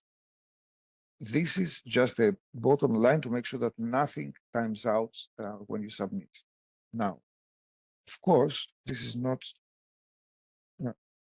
good enough. What we want is to improve the performance. So we're also working in improving the performance. There are some improvements we have done on the side of the schematron rules. Our colleague Bertrand also worked directly with the team that works on the Java libraries. There's an open source project that we're using there, and we try to make improvements there to improve the performance of schematron. And there are several performance improvements that we're doing on the CVS side. So in 2 words, on the implementation side, we're doing our best to bring the time that we need to process very big notices as as much we can, to bring it down as much as we can. But also we are introducing one additional operation in TED API, which will come later, not right away. We're working on it, which will guarantee that there's not going to be any timeout. It will give you a callback. Well, you will provide a callback just to make sure that even if you're submitting a very big notice, you will still get the results and it will still go through.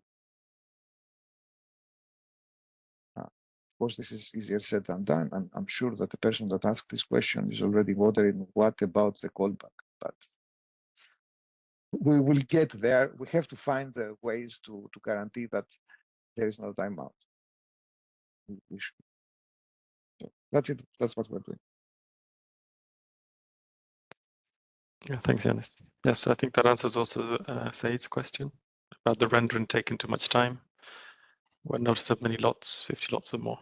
So yeah, one option for rendering is to get the callback. So okay, so about rendering. Now that's another thing. It's not a validation service, CVS. It's a TED viewer.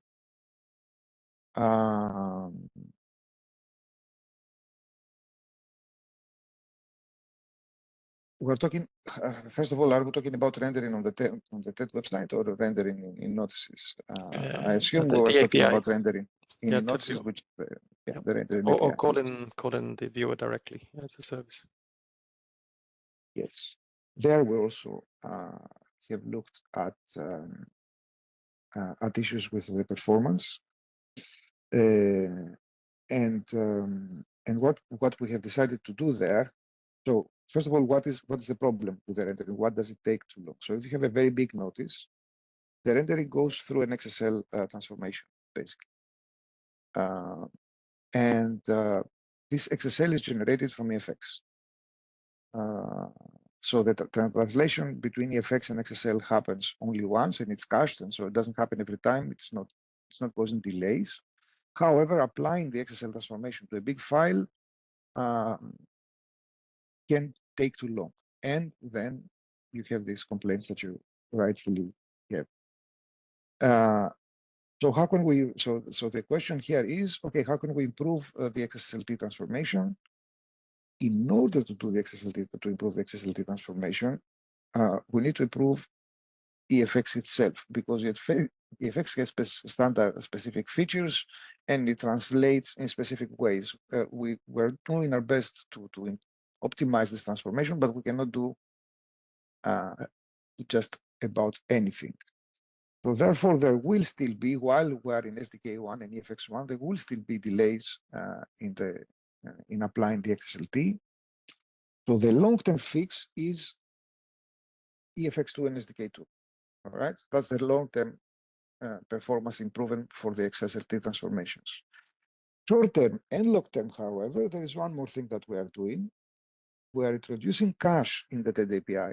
So the TED API will, as it renders notices, it will cache the results, the outputs, either HTML or PDF. So even if it's still slow for some big notices in the first rendering, then subsequent calls to the API by other users will reply immediately from the cache.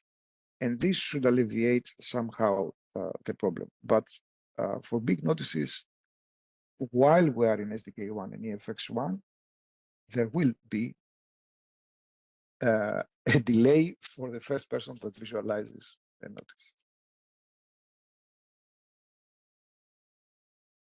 That's it. Yeah, thanks. Yes, we also, for contract award notices, you've had it many times, but the recommendation is to break it up into multiple notices. So if you reach the limits. But yeah, we know that the big notice issues are out there. Luckily, they're not the majority, but 50 lots you can hit fairly soon. So we want to at least increase the performance, so it's only the really big ones that might be affected, so that the average ones are okay. Okay, when will the test environment be available with the new URLs? So the plan is to have API 3 available in preview in November. So then you can start trying out. That was mentioned. Okay, you have an issue. We send a notice using SDK 1.7. In case you get a validation failed, end status to the notice. Is it acceptable to send back the same notice with a new notice ID and use an SDK 1.11? Because the notice content is also updated to 1.11. Yes, yes, that should work because the notice you're sending, you are just reusing the same notice ID and increasing the version.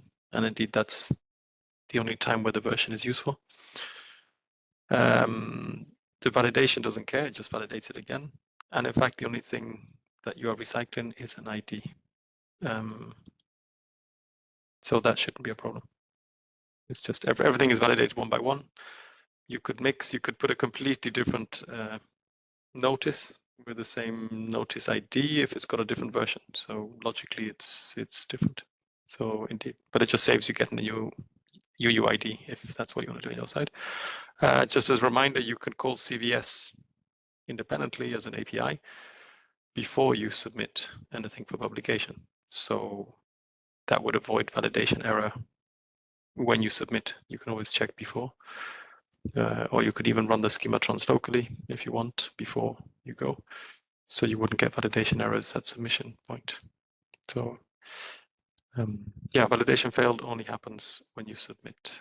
Yeah. Okay, the rule about two separate organizations can't have the same national ID. So BT 509, it's a registration number it's called. So this causes an issue. So organizations with different addresses, but with the same BT 509 ID cannot appear separately in the same notice. Indeed, the registration number should be unique across a notice. But BT 519, your national ID in your country, has a strict format, so you cannot change it. What to do in this case? So one proposal would be to use a main organization to set it up with a national ID and then have several touch points to represent the different addresses. So if legally there's one organization and the touch points are like the contact points, and you can have different addresses at that point. So you have a little organizational structure there. The only problem could be there are some restrictions to the roles or the sub roles that can be performed by touch points. So you'd have to consider that. But the reason we have the rule is we want to have unique organizations, and that ID, that registration number that has been imposed with eForms is to disambiguate different organizations. But yes, we have seen some cases like that. Or I think there's also a case that the eSender and the buyer might be the same. You're a public organization, you consume, but you're also you procure, but you're also an eSender. So I think I don't know if we changed the rule to say we didn't always check those the cases. But if you have any specific cases, maybe let us know so we can consider what the options could be, or if we loosen the rules a bit. Well, for example, the ID of the buyer shouldn't be the ID of a tenderer. There should be some exclusivity with those IDs, and be sure you're not talking about the same thing. Also avoids basic mistakes. So will the end of life of version 1.13 be in October 2025? For now, yes. In practice, I'm pretty sure it'll be extended. We just haven't decided how long it should be extended for. Will there be a version 1.14 or 15 before February or April 25? Right now, we're a bit obsessed with 1.13, so we haven't looked beyond. We do have things in sort of carried over for 1.14, the things we'd want to do at some point. So we would build up to having a 1.14, but we don't have a scope. It certainly won't happen by February, I don't think. Maybe in April. So I'd say we probably would have an SDK in spring next year, just from a maintenance point of view. So the things we don't want to just leave things, we would keep improving. There might be feedback from 1.13 we might need to implement. the way 113 has been implemented, especially if there's member state feedback finally, or late feedback that comes in. Imagine November, someone finds problems with the Energy Efficiency Directive or something, and we have to evolve it. We would need a new SDK to be able to move to. I think we saw that with, for example, the Clean Vehicles Directive, the original implementation, then the amendment changed it again, and it improved it or extended it. So I would expect there would be something next spring, but this is pure speculation. And indeed, if there's a new version so late, then you'd want to stay on 113 for longer and not be forced to change. So maybe in December, we'll have a better view of what's happening next year. But my basic feeling is the speed of change should be better next year compared to this year. So, for example, we have no amendment to implement. That's good news. As a national authority, we have several bonds to provide data, which has to be provided continuously. So we are obligated to build data extracting services based on the current SDK with its IDs and references.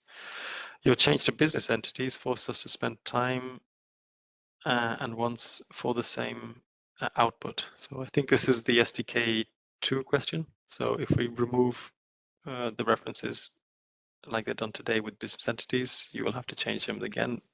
Guess the answer is yes, but you will have time. I didn't really understand the question. What? The current way that IDs are done will change with SDK 2 and business entities. Why I don't see so on my screen? Am I the screen or the yes, it's at the top of the slider, yeah. I think this is, yeah. Yeah, it forces us to spend time and once for the same output. I don't understand what it says. I don't understand what the question is. Can the removal of the IDs, yeah. If when you remove the IDs in SDK 2, your reporting has to use different ways of identifying the objects for reporting purposes. We are not removing any ID. Well, with SDK 2, we would use business entities, and we would remove some parts of in fields JSON, I think. Yes, that are obsolete. Fully remove them. What's the problem? The effort to remove them. There's an effort involved in everything. There's nothing that doesn't involve effort. Evolution involves effort. There's nothing to do about it. I mean, that's how it works. Things evolve. They evolved in an organized manner and a structured manner. That is why we have major versions. That is why if we release, for example, SDK 2 in the 1st of June 2025, it will be 3 years since SDK 1 was released, right? And SDK 1 will remain there for another year or so that you have your time to switch to SDK 2. So how much more stable do you want SDK to be? I mean, unchangeable. There is things evolve. Yes, you will have to change it. Yeah. Okay. Yeah, that's fine. So it's plan ahead. Yes, you'll have to do both. Okay. I think we almost got to the end. So I'll just answer this one, and then we can break for lunch. I think there are a couple of questions, but we can let them accumulate over lunch as well. So we are actually using SDK 1.11 and plan to upgrade to 1.12 in January 2025. Okay. Could you please give us a deadline of 1.11? It could be a good idea if we upgrade from 1.11 to 1.13 in January. Thank you. Yeah, so 1.11, you can use it until the end of February 2025. So it's because, as discussed a bit before, it's not compliant with the latest amendment to the regulation. Personally, I think it would be a good idea to upgrade from 1.11 to 1.13. If you're already looking at 1.12, the effort is limited. So I think you should be okay there. And then So yes, look at 1.13 when it's out. If you're already looking at 1.12 and you only implement the exclusion and selection grounds and you're not implementing the other parts, go straight to 1.13. You'd be okay. And even better, you could go to 1.13 by January with the basics. And then if your clients need more, you can add the additional parts and still be in 1.13. You would just be providing more XML. But from an SDK point of view, you would be nicely compliant. So if you can, go to 1.13. Yes, I would say that. Okay, it's 12. Okay, well, maybe just take the last two. We have one more from Said's question. Is there an alternative way when we get a timeout with long notices to obtain the text to get the email? So I think Said's question was about the viewer, so the rendering in PDF or HTML. There is no alternative way. So you give XML and you get PDF back, or you give XML and you get HTML back.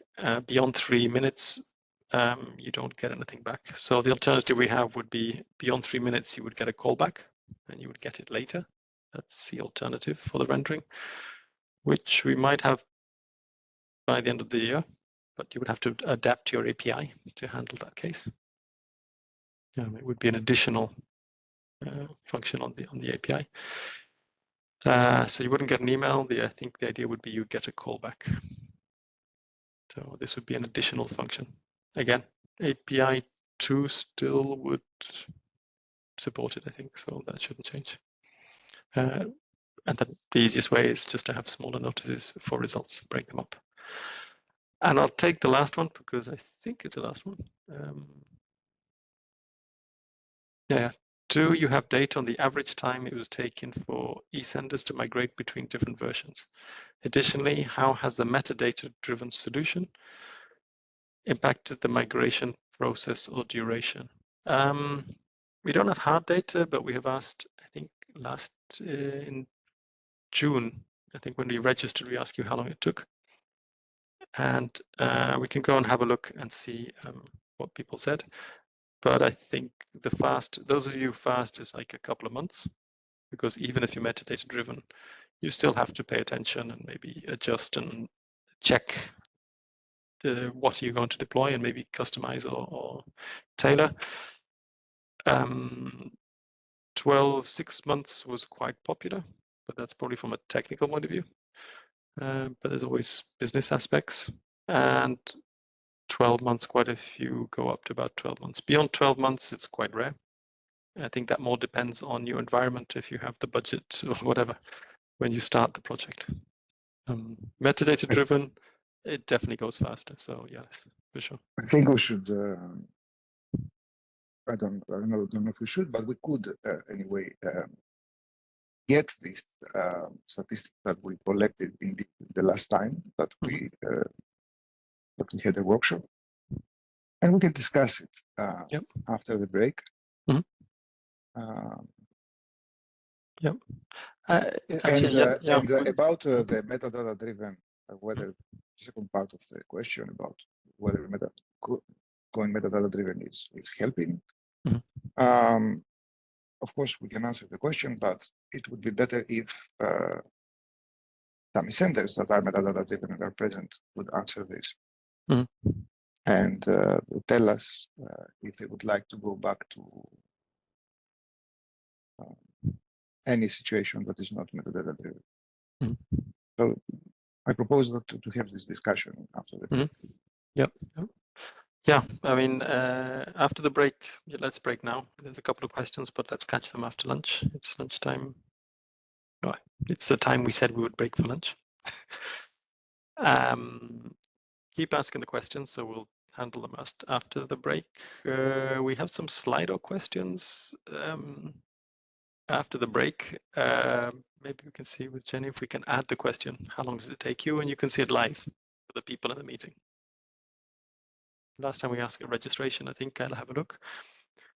And we have asked before how many people are metadata driven, and most are fully or partially. So what I can't see is a correlation between the times, but for sure, metadata driven will be faster. Then there's lots of factors at play. So let's look at that after lunch. And I propose, if you've got any topics you want to discuss, maybe just put them in the Slido so we have an idea. And after we've gone through remaining questions, I suggest we open the mics. So if you've got something to say, something you want to ask or share, we can do it that way. So then we've got 2 hours to talk. We don't have to spend 2 hours talking, but if there's something you'd like to raise, we can do it with open microphones in the afternoon. That would be good. Okay, then it's a bit after 12, so see you in 2 hours time at 2 o'clock Central European summertime still, I think. Have a good break. See you later. Thank you.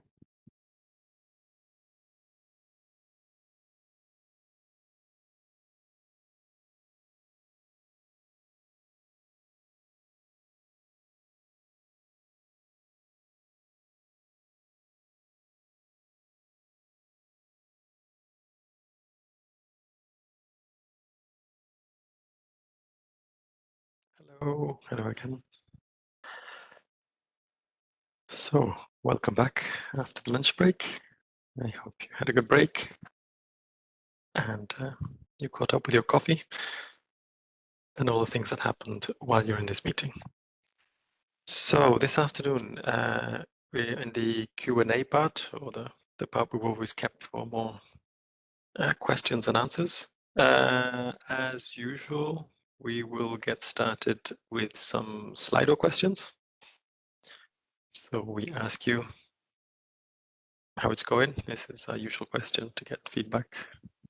Give us an idea if the content is useful.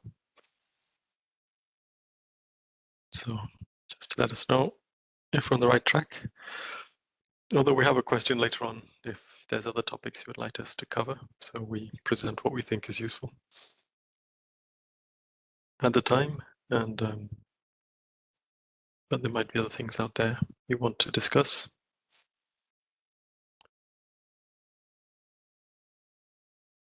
Indeed, for some things are becoming more normal, so there's less to present, less to explain. And then for the technical issues, possibly even a bit less. You saw we're talking about the API, which is coming, but it's not. We're discussing fewer urgent things at a technical level now that many of you are live and mastering the main chunks of the SDK. But if you have any topics you want to cover, we can do it. So this is just to get a feeling. We asked this last time. How confident are you with your SDK upgrade? So it's a rough, it can mean whatever you want, but how happy are you with your own way of handling SDKs? This is where all your work is happening right now. And a smooth upgrade is good. A difficult upgrade is bad. So if you rate 1, it's because it's really, really hard and you're not happy. I'm just looking at the numbers. I think in June we had a higher rating. I guess we're not talking about the same people. So possibly more people upgrading now. So you are hitting more nitty-gritty issues, and that's harder. So indeed, this is a number that we would like to see increasing. So higher rating for your upgrade process. If it's your first upgrade, it's probably the worst. This we added just now because this morning someone was asking how long does it take to upgrade. Well, this is assume once you've decided to stop upgrading. So not from when we release the SDK, it's from the moment you start the work, which we understand can be different. We know that when we say we give you 12 months or 2 years to upgrade, it's not necessarily from the moment we release, it's from the moment you start the work.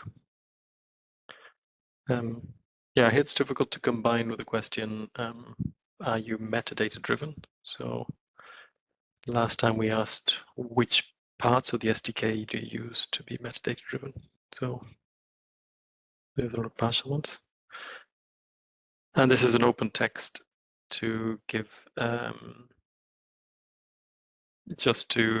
for you to say in words, what does metadata driven mean for you? So we'll leave this open a bit longer so you can give it some feeling. Indeed, full means that pretty much the application adapts to a new SDK, whatever you feed it. Not very much, I would assume, means you might take a few things, but a lot of it you have to do by hand. And the mapping, yeah, maybe we could at some point ask a question of what sort of mapping do you need to do? There might just be a few code lists, but it might be a lot more. 93%, good. Yeah, glad. Not 93 from partly, mostly. Yeah. We know there's a mixture out there, and it also depends on your situation. If you've had the luxury of developing new systems, you might have made data from the start. That's what we did. If you have a mix of systems, some older ones, some newer ones, you might be the partial ones. Not anymore. Okay, it's interesting. Went back from metadata driven.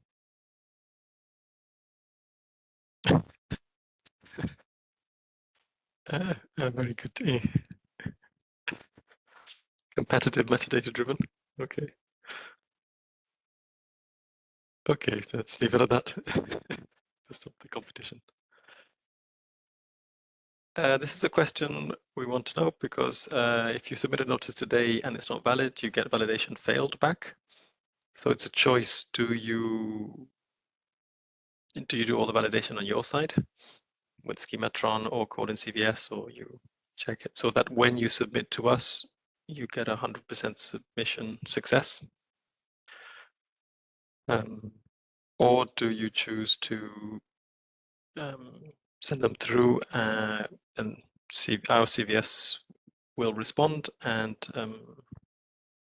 you send it back to the user? So, I mean, we encourage you to validate before, but validation failed is a status that exists on eSenders. Okay, so most of you do validate before. And again, you can also have custom validations of your own. That's always better. Yeah, homemade schematron that you can tweak it to have our rules plus yours. Okay, so pretty much that's a good point. And yes, we are very pleased you are there to take care of your users. We already have to take care of the users who have notices too, and it's a lot of work. As you know, our help desk is very busy for countries that don't have an eSender or not many eSenders. Yeah, so the data complexity. I guess that would be understanding how all the data fits together. That's quite a lot. The viewer, okay. When things change, the error messages. The translation for SDK, would that be the languages or understanding the SDK in the thing? Okay. Error messages, that's hard. Errors. Yep. And then the structure. BT501 registration number. Okay. Is that because it's mandatory, perhaps? Error messages. Yep. Connecting the pieces of the result together are hard. And SDK upgrades, yeah. Yes. Third, error messages, complex. The speed. Okay, so the preview in PDF is too slow. And changes in rules. Yep, that can happen. And translation in, I guess, the translations we have provided might not match the ones you use. You can adapt them locally if you have better words. I think in some cases you do that already, but okay, this is it. There's no huge surprises in there. We understand that, and error messages and complexity are the two most common one, but there's other stuff out there. So thanks for sharing that. This is just to get an idea of numbers of who of you might come physically to Luxembourg. just to get an idea. If you can't come, don't worry, you'll be online. If you can't come, if you can afford to come, seeing as you're paying for the trip. I guess it also depends locally on your capacity and budget to travel. Yeah, there's a question on Slido. Someone posted the name. Some tips for getting here. So indeed, once you get into Luxembourg, it's public transport is free and we're near the station. That's easy to get to.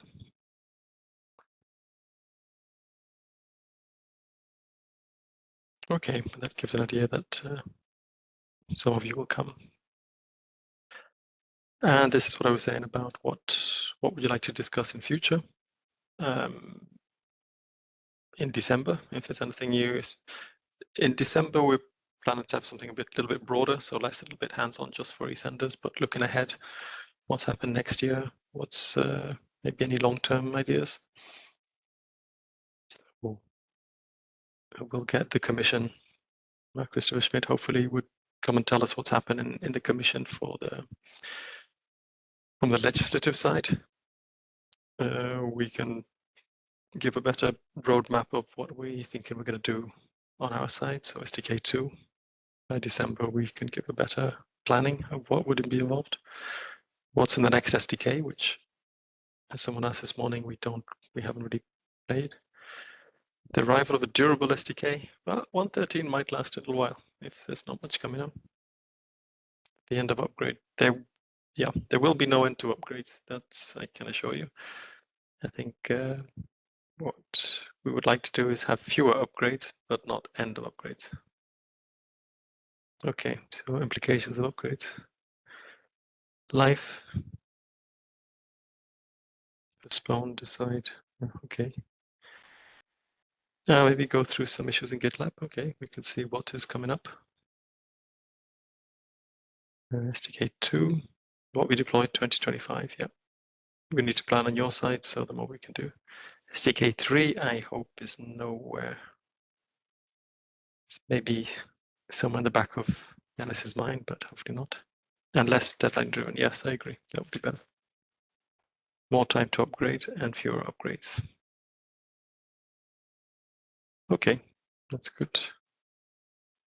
So, okay, well, let's get back to the questions we have.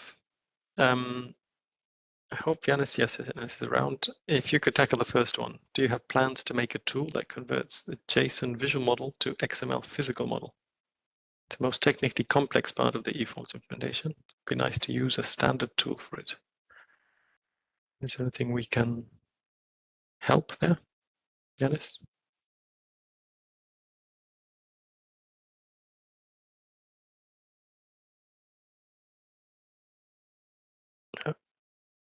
He's online, but not there yet. Okay, we'll come back to that one. We'll chase Yanis offline. He can't be far. The first one, I think this is related, possibly about the same organization have multiple roles, and possibly also multiple identifiers. So how often can you read it? But this is a separate one. So can one subject represent two roles in the same form? For example, a review body and the buyer could be the same. Okay, we'll have a look at the rules we have for this. I think, hang on. What's the rule we have? So yes, an organization can have different roles, but some combination are forbidden. So a buyer cannot be a tenderer. But I think buyer and review body can be the same. I think I've seen some cases. Sorry, someone's right. Okay, a buyer cannot be a review body at the moment. So, okay, if that's a possibility in your country, we should have a look. And we also have to look at the identifiers for organizations. If you have, okay, that idea of touch points and organizations, how that could work. So the same organization with one identifier has different instances which have different roles.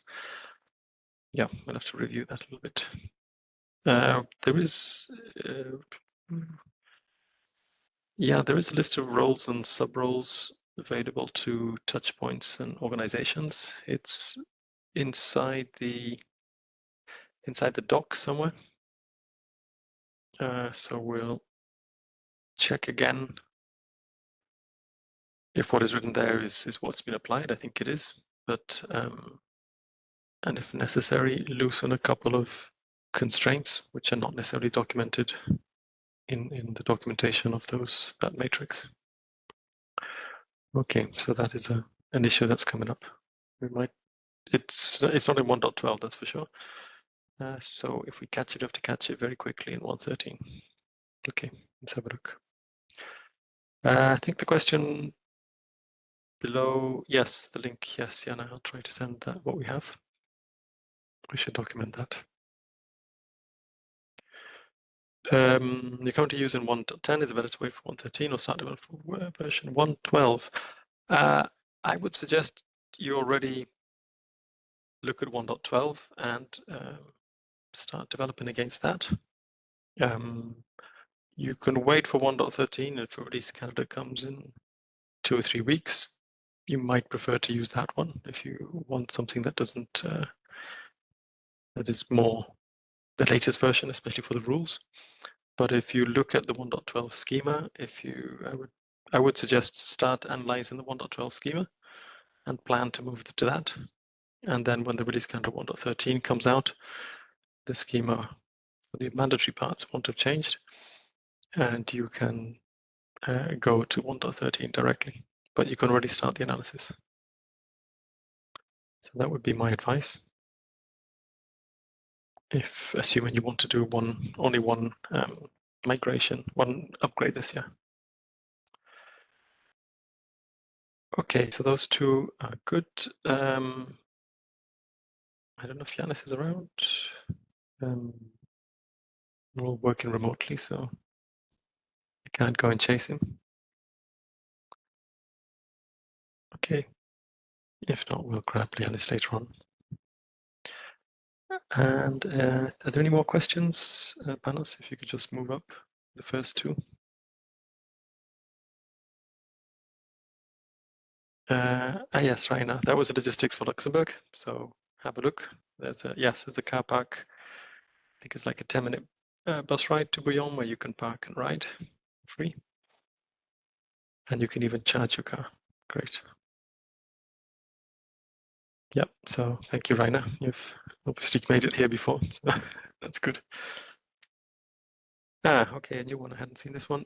We have a situation where your buyer is also sometimes, rarely, produce the products purchased. Wow, you'd be both a buyer and a tenderer, which is not allowed at the moment. Oof. Okay, that's very specific.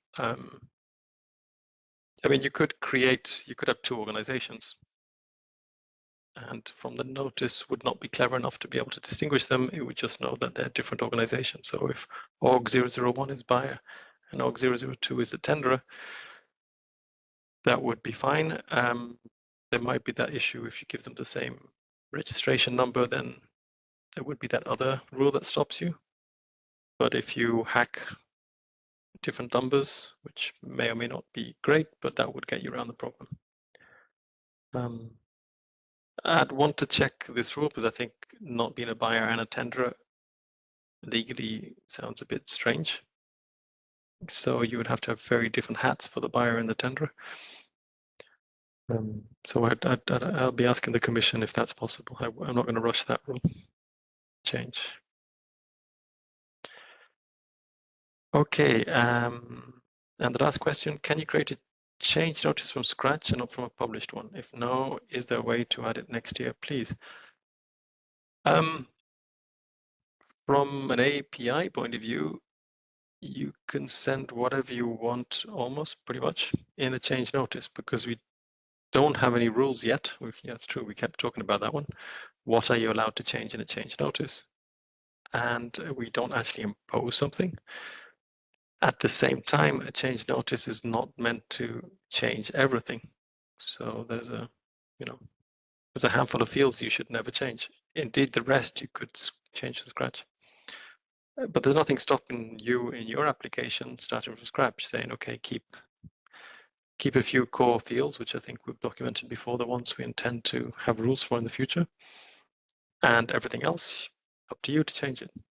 It's true that in notices too, the way we've implemented is you take the existing one, you change the fields you want, and then you describe what you've changed.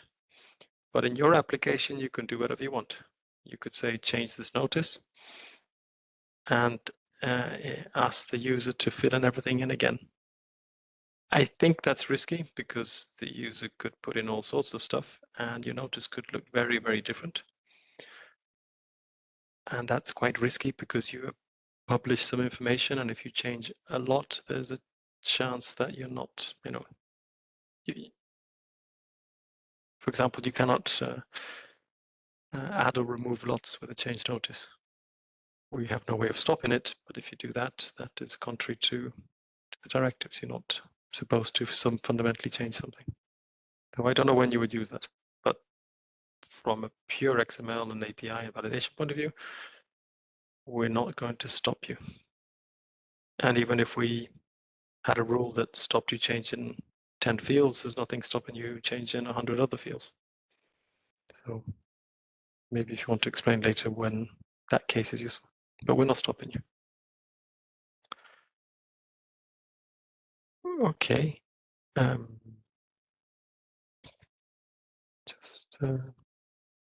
So that's all from the questions.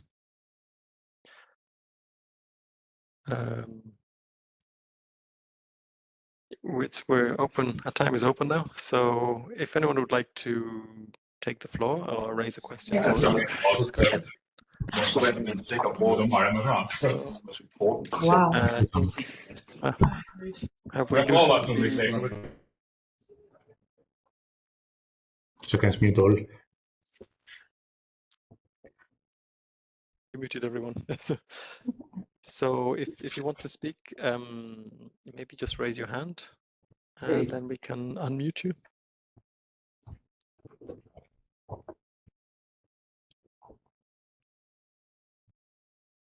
If you want to come back to how you do metadata applications or questions about the lifespan of SDKs, any question you want to ask your peers or from eSender to eSender.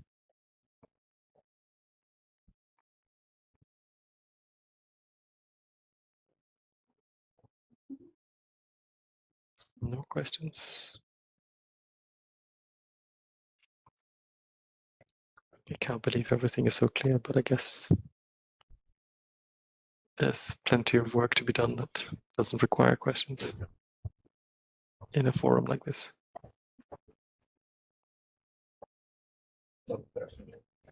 Okay, well, I'm not going to hold you back.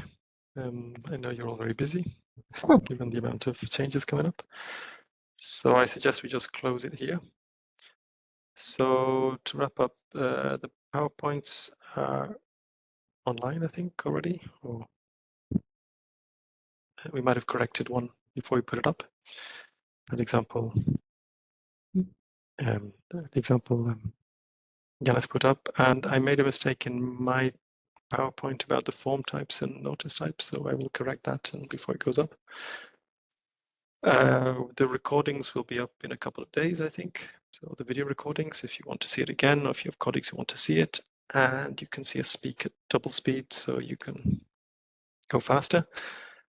And we'll try and write down all the questions and answers and put that up as minutes, so we can document the replies and try and make them clearer than what we might have said already, and group them all together in the right way. Otherwise, well, stay posted for minutes. We'll let you know when they're published, and we'll also get in touch for when we have firm dates and agenda for the December event. I hope in the next couple of weeks we could share that with you. And then we would open registrations, especially for physical people coming physically, so that we can confirm that we've got space for you and you can book your travel and all that for those of you coming further away. I think the Christmas market will be open by then, so at least that part of Luxembourg would be interesting. And it would be great to see some of you here in Luxembourg in our building. New building, for those of you who came in the good old days, that building has disappeared and we're next door. So the past has been demolished and we have an eForms building. Okay, then thanks very much, everyone, and see you next time. Have a good day.